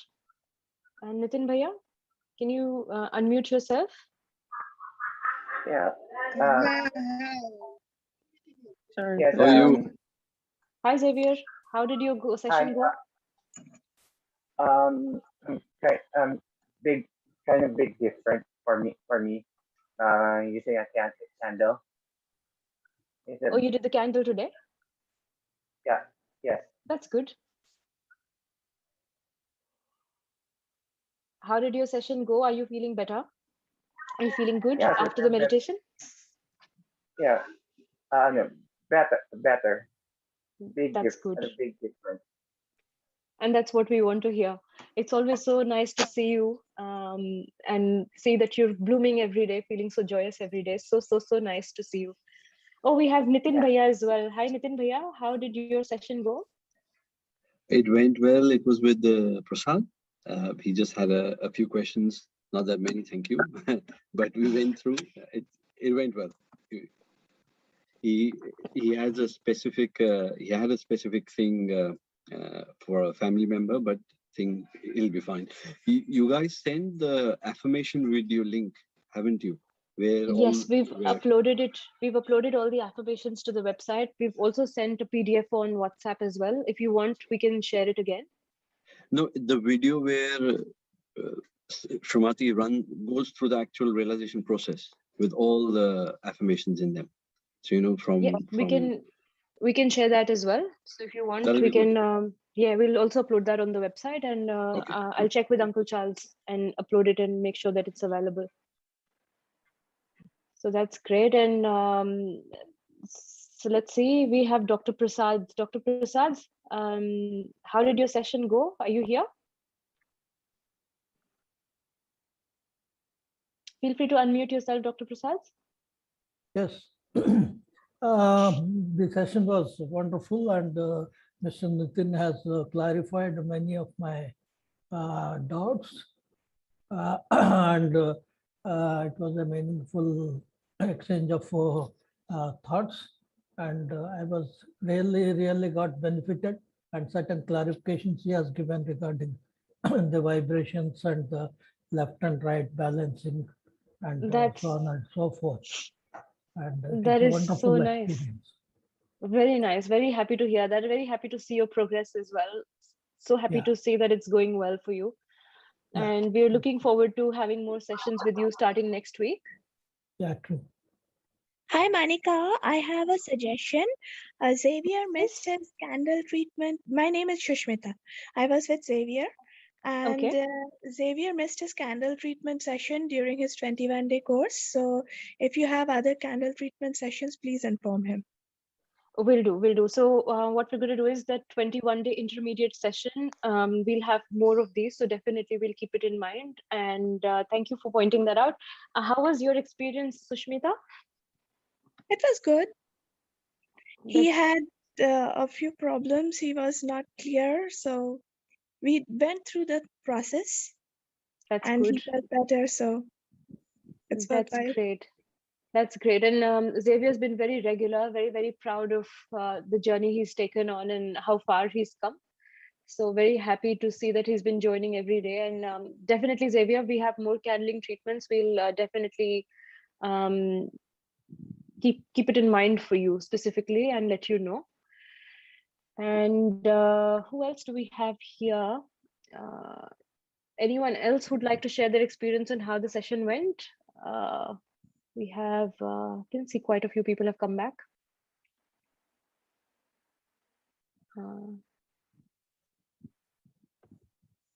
Just a second, just trying to find out.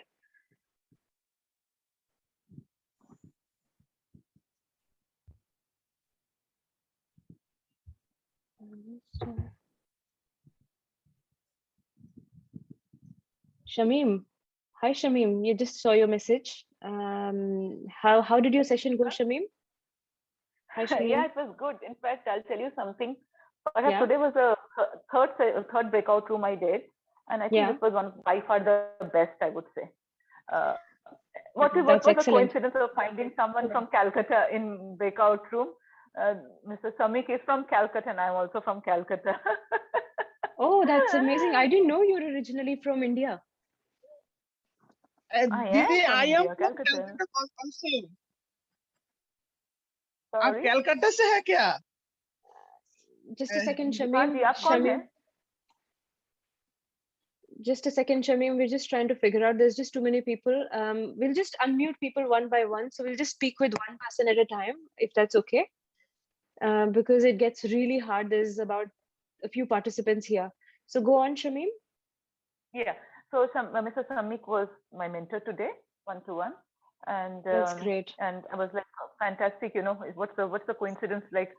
But yeah, so he told me a few things specifically. I asked him something, and he has clarified it, and we really connected as a mentee and mentor. So it was really good. That's great. That's lovely to hear. Today, only thing that my only problem is that I'm not an early riser, and I can't, get up in the morning, and then I have this issue of I have insomnia. So we'll try and do that. Let me see how far. But today, Manika, I did 15 minutes complete silent meditation once I got up. I went to the toilet, came back and sat. No music, nothing. I just used myself. and I hope Shamim, I do it at night. I have a suggestion for you, Shamim. I read your message today as well. You were a bit concerned that you haven't felt much, but I know how persistent you've been and how you've been joining every day without fail. And trust me, so happy to see that you're powering through. Auntie Rita had written a very beautiful message that when you put a seed in the earth, some seeds sprout, they germinate very quickly. Some take longer, but they germinate nevertheless. So while you've taken up this challenge, do take it up as a challenge for yourself, not to make sure that you're going to challenge to see whether it works or not. Challenge to make it work. Do you know what I mean? With an outlook where you're working through it so it works for you, because this is definitely something for you. And if you found out that you find it hard to wake up in the morning, then make it a challenge for yourself. I heard a bit of a conversation because we were popping through some breakout rooms to see if everyone's okay, and I did hear that you said you have to wake up now that your children are going back to school. So maybe use that as in I have to, excuse. I will. That's it. Yeah. Just 15 minutes before time, and that should work. Just 15 minutes. Don't make a very big target. If you keep a very big target, it's always very hard to achieve. So maybe power through a little bit at a time. Yeah, I'll try. But nevertheless, whether it's vibration, whether it's no vibration, I love that the time that I have spent with all of you. That is amazing one. And honestly, I have always been drawn to these modalities. I have no clue why. Because I'm a skeptic. I'm not very religious. I'm not anything. For me, it's very difficult to put 100% faith, because my brain keeps on asking questions, and I think I'm the one who has asked maximum question to all of you. But I have never understood why I am so drawn. I really don't know till now. And so the 15-20 minutes a night also, I like it, alone. That's fine, Shamim. It's okay to ask questions. And if you're drawn, then don't try to put too much science behind it. Just do it for yourself. And like I said, give it some time, but don't challenge it so you have to make it fail. Challenge it so you have to make it work. You know what I mean?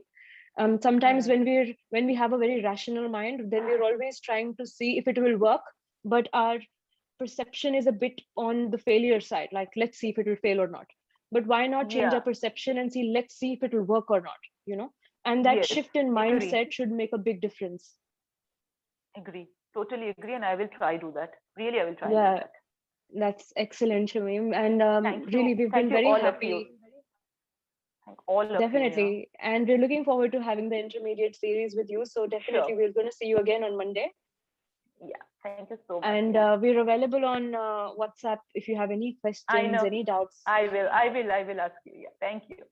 Absolutely. So I see we have Neha here as well. Neha, are you here? Neha Adhikari? If I'm not mistaken, your sister has been joining us every day. Hi, Neha. Yes, my sister Abha Adhikari. Yes, we've been enjoying meditations with her. Are you comfortable to come on the camera? Hi, Neha. I'm just going to put you in spotlight. Hi. Can't see you, but hi, Neha. It's so lovely to see you finally. Can you unmute yourself? Just unmute yourself, please. Hi, Neha. Yeah. Hi, Jai Shri Mataji. Jai Shri Mataji. Neha, so lovely to see you. Your sister's been joining us every day. Abha's been very regular. And we've enjoyed being on this journey with her so far. She told me to this. Actually, I was doing that meditation of Pratishthan Pune.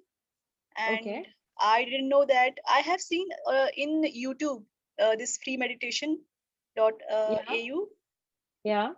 So I didn't know that it is available on Zoom every day for 21 days. So when she told me, then today your sister was already my first drawn. day here. Yes. Then after her, she told me to join. Then I joined today. Yes, and she told me. She messaged me your number. Yeah. And then you put me here. And I like today meditation very silent, and how the beginner they told about everything, cleaning our balancing and cleaning that, how we need to clean our chakras.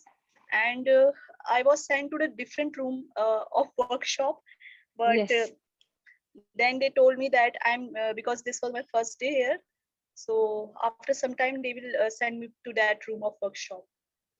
Definitely, and I think you'll be joining us for the intermediate program as well. So that's lovely to hear. We're looking forward to seeing you for the intermediate program as well, and we hope that Abha will also continue with us. Lovely to have you both here. Yeah. Thank you so much. You're welcome. Looking forward to being on this journey. Let's see, who else do we have here?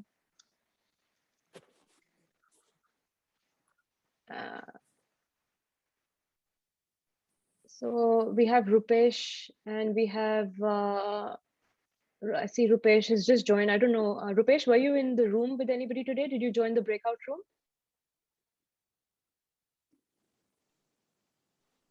I joined just now. You joined just now. You got late. Yeah.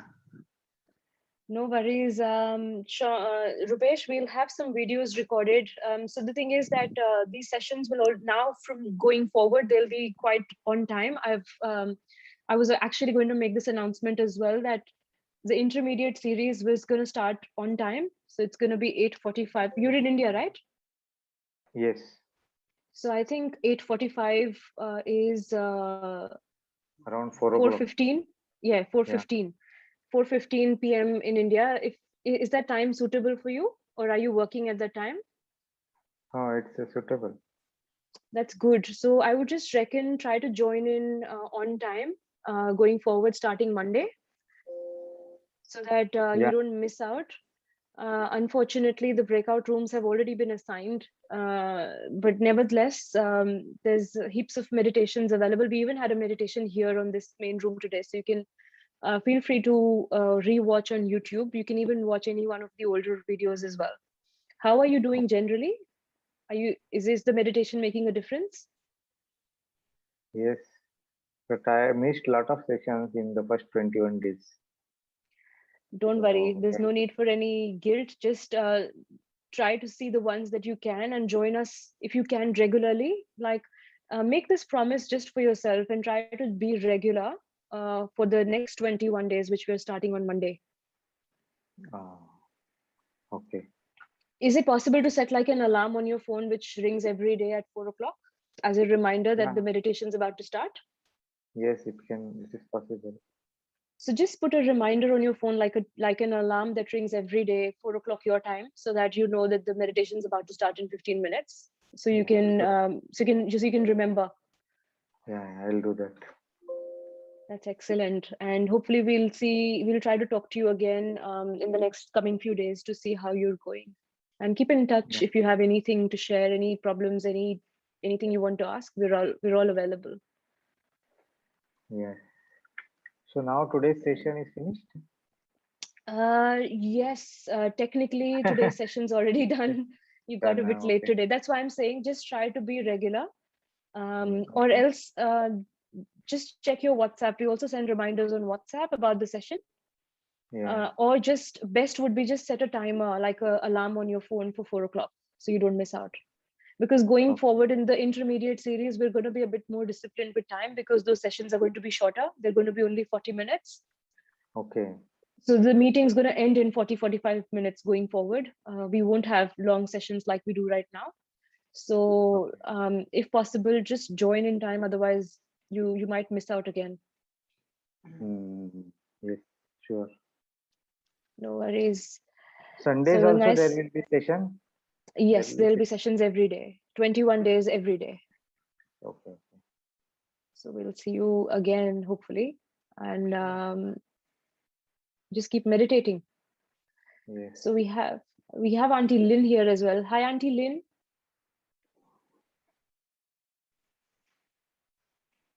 Auntie Lynn. Hi, Auntie Lynn. How are you? How did your session go? Can you unmute yourself?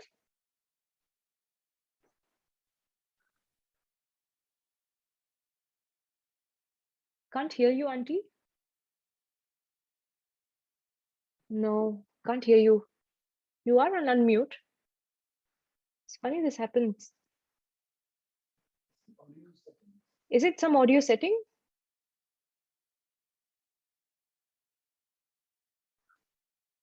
Okay, so while Auntie is trying to figure it out, we also...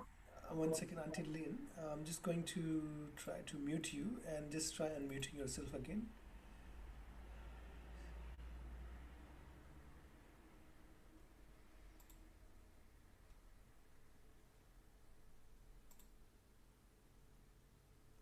Okay, try saying something. No, we can't still hear.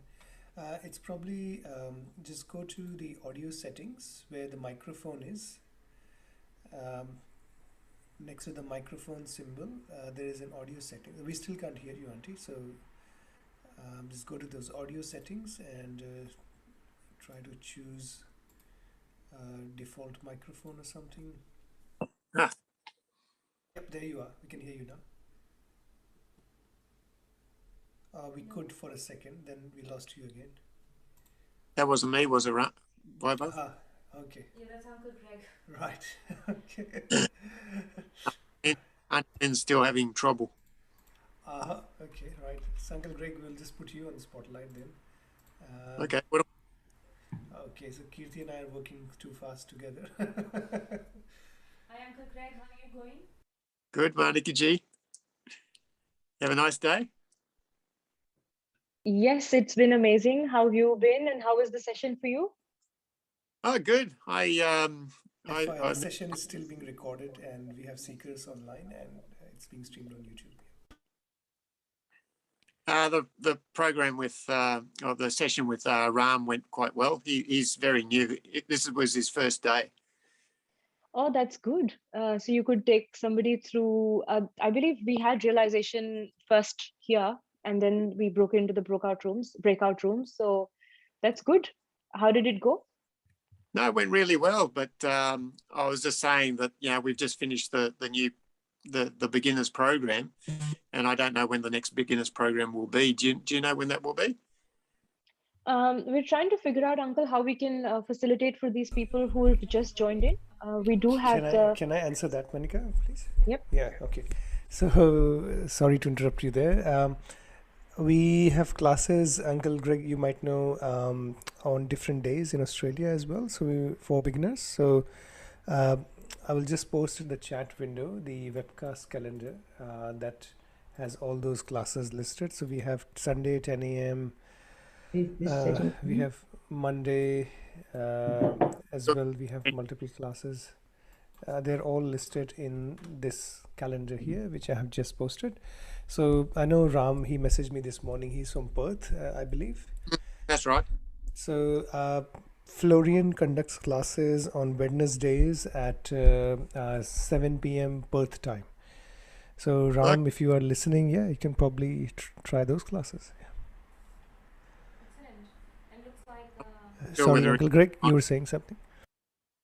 No, I was saying that is that the Journey Within that you were talking about?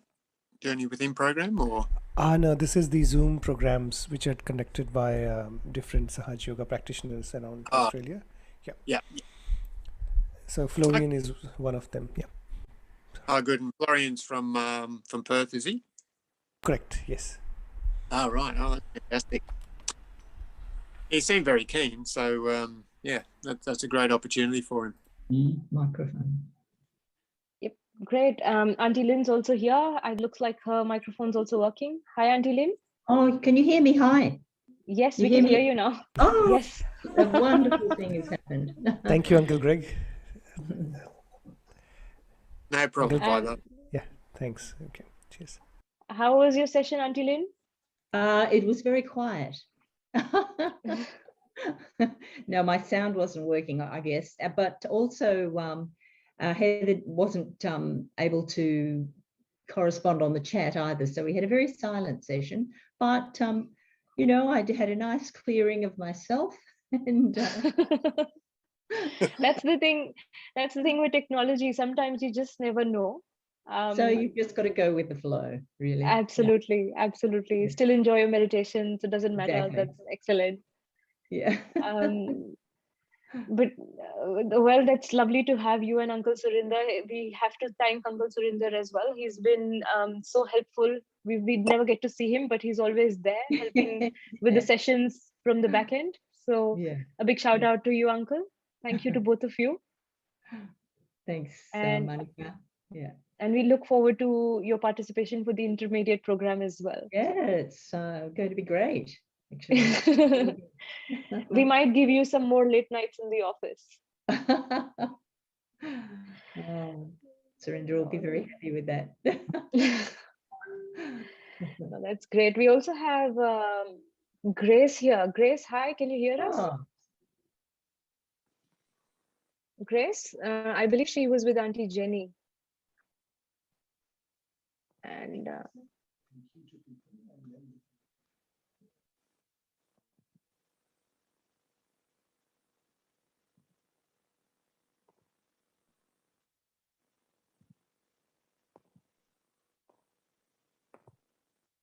Neha. No, Adhikari.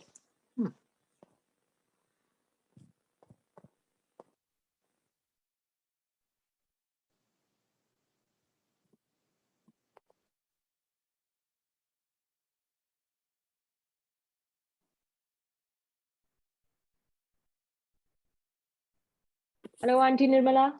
How did the session go? Hi, Manika. Okay, today I had Sean Weir on board with me. Yes, and, we've had Sean since day one. Hi, Sean is also here, I believe. How did the session he's go? also here. And, he was at the beach. It was in the outdoor and nature surrounded by the sea and, he had the birds and all that. So very good vibrations. So Sean can share with you more. Hi, Sean. How did it go? We know he's been joining from the beach every day, actually. Yeah, Yes, exactly. Yeah, it went very well, and I felt like sensations that I went into meditation again. We had when we spoke together, Nirmala and I, and then we did some practices on the Agni, the third eye chakra, and the Anahata, the heart chakra. That's great. Together. Yes, thank you.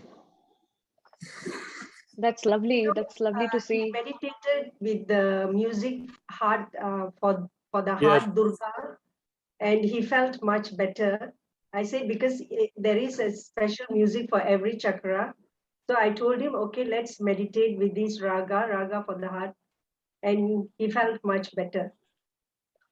That's great. Sean, do you know we've uploaded all these ragas on the website as well? So feel free, you can download them. They're already on the resources section on the free meditation website. So if you go on resources, click on music, there's music for every raga. And Rag Durga, as Auntie mentioned, is especially for the heart. So you'll see there's all the ragas available. You can download them, keep them on your phone. You can listen to them. Yeah, the music, I feel that helps the vibration, the sound. Yeah. Absolutely. And we've just put it in the comments again, the website link. So feel free, click on that, go to the resources and download the music. And so lovely to see that you get to do a foot soak. When we do a foot soak, Sean does his foot soak on the actual beach, which is so phenomenal. Every day, yeah. We try to recreate the ocean in the bucket and he's actually at the beach. How great is that? Yes, I told him he can do a body soak, and even that can clear his whole body. Yeah. I've done that as well. Fully, so that's a different, very grounding into Mother Earth technique to be fully immersed. Yeah. Sean, there's a difference between just taking a swim on the beach and taking a body soak. So soak is when you, with all dignity, fold your hands and respectfully take a dip in the water and come out. That's like a body soak, as opposed to just jumping in the water and having a swim.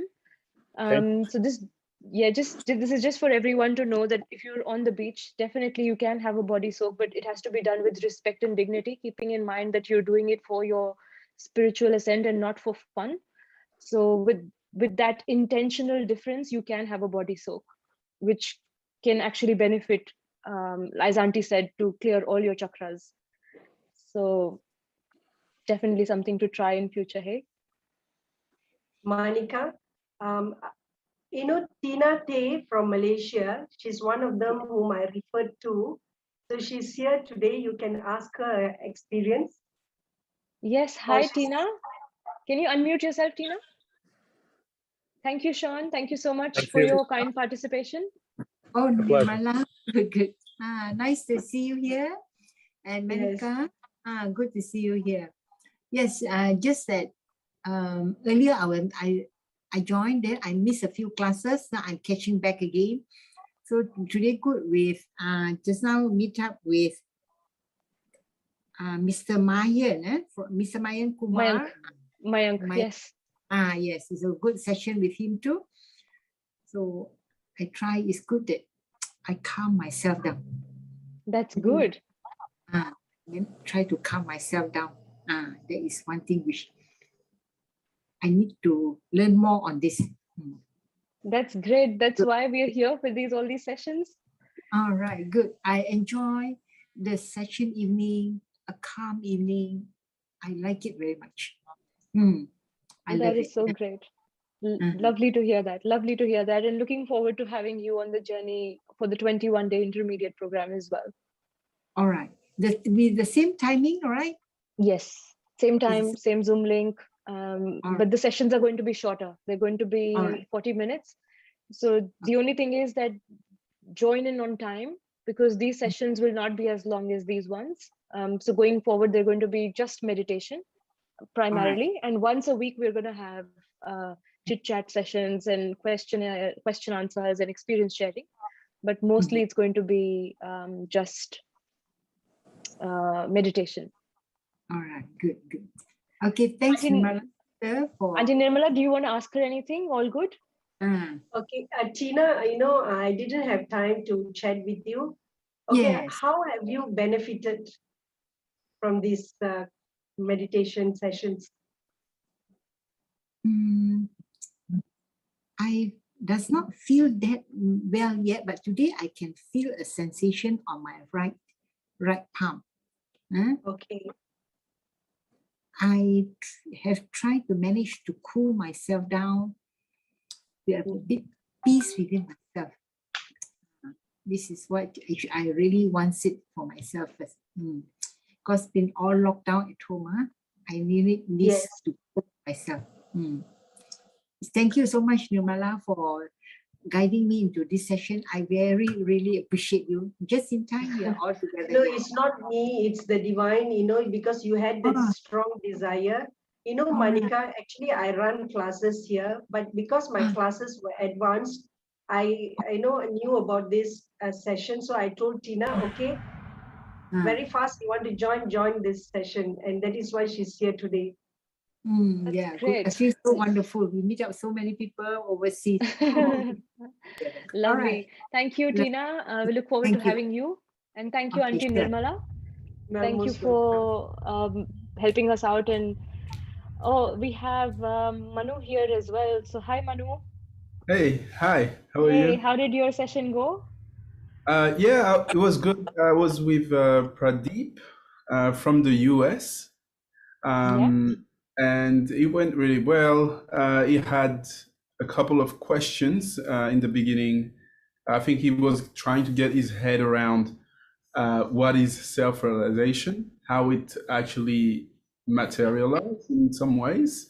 So I tried to explain to him how, you know, the Kundalini is like a rope and it has a few strings and all these things. So I think that helped him to conceptualize it, mentally speaking. And yeah, I think he's a true seeker, and he's really happy with Sahaja meditation. He has done various type of meditation before, and he's quite happy with Sahaja meditation. So he's gonna go ahead with the next section. Intermediate. Yeah. He's been joining every day. I believe I've seen him quite regularly, at least in the last 15 days, I would say. I think I've seen him join every day. Yeah. So definitely, and that's the benefit, right? When you're in a smaller group, you can really ask questions and doubts which are hard to be addressed when you're in a big session. So true. Like there's nothing better than one-on-one interaction. Absolutely. And look how far the technology has come in facilitating so much, you know, when you're virtual in this virtual environment, like. Yes. It's working. Like we had after the discussion, we had a workshop. So I worked on him on the computer. So I've never done that before, and it worked. He felt very good after. I felt like if he was in the room with me, and so yeah, he's in the US. I'm here in Canberra, so it's quite interesting. How amazing is that? And look how, you know, the world is opening up. So thank you, Yeah. Manu. Thank you for being a part of these workshops. And we hope and we request you to be available for the future sessions as well. Yeah, for sure. It'll be I'll be lovely. around. Yeah, it's all right. No worries. Thank you so much. We also have Rosie, another new face. Hi, Rosie. Hello, how are you? Let us put you on spotlight. Just a second. There you go. Okay. Hi, Rosie. Hi, Monica. How are you? I'm good, thanks. How are you? Good, really good. Thank you. So, are you in Amsterdam? Where are you now? Yes, I'm in Amsterdam currently. Yes. That's So great. And how's your music going? Yes, all good. Thank you. Thank you so much. Really great to be part of this session. We had a lovely session with Eliana, who's in the US. She's managed to attend 19 of the sessions, so she's done really well, made a really good effort. Despite having 2 young kids, she's been able to attend it all, and she said she's really feeling the benefit because she's had quite a lot of heaviness on her left side. So we worked with the candle, and she really felt a lot lighter and felt clearing in the chakras that she was feeling. We also had lovely Carmen with us, who's actually a yogini. she didn't have the SY in her name, so it didn't come clear that she was actually a facilitator as well. But Carmen's a yogini from Mexico, so she was in our room as well. So the 2 of us were able to assist Eliana, and we had a really nice session. And it was great to hear the feedback from Eliana that she's feeling the benefits and she's been able to really commit to the program. So it's been really nice. How excellent. So happy to hear that, and so happy to have you on these sessions. We kept reading your comments. So I feel that you've also attended a few sessions, haven't you? Even though you were not on Zoom. I was following on YouTube. Yeah, really nice. It's done so well. A really big round of applause to all the organizers, all the facilitators. It's really seamless and it's really reaching out to so many people. So really fantastic. Such a nice program to see. Congratulations, everyone. Thank you, Rosie. And hopefully we can have some more music from you in the intermediate program. Anytime. Perfect. So we're gonna keep in contact with you for the intermediate series as well. Absolutely. Yeah, Monica, Vikram, actually Rosie made a song for this short-term course the first time around. Really? Yeah. It is. She made.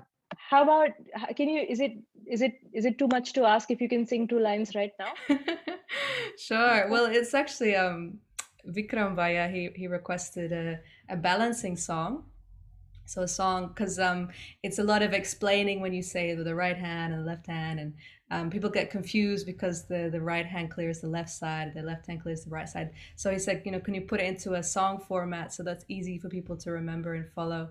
So it simply goes, with our right hand on the earth, we clear our left channel. Place your right hand on the earth to clear our left side. Say a prayer from your heart to clear my left channel. Say a prayer from your heart. Take the heaviness from my left side.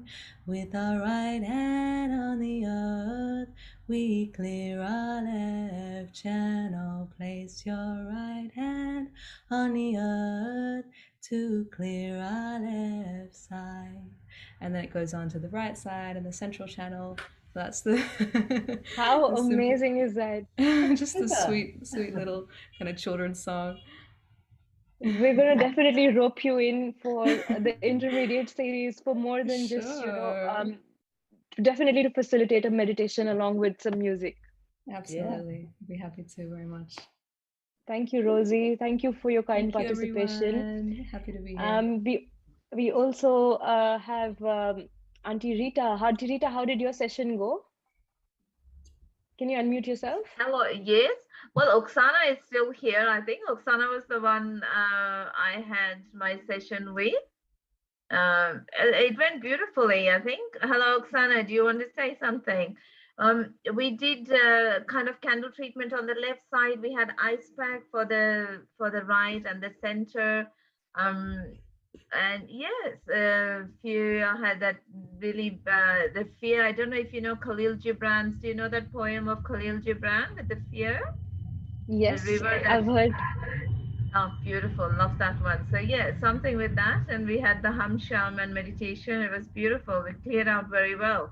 And, you know, got her to feel my vibrations and giving her vibrations to work on each other also. So she could feel the difference of feeling someone else's vibrations. So I think she's still here on page 2. Hi, Oksana. Yes. Hi, Oksana. Feel free to unmute yourself.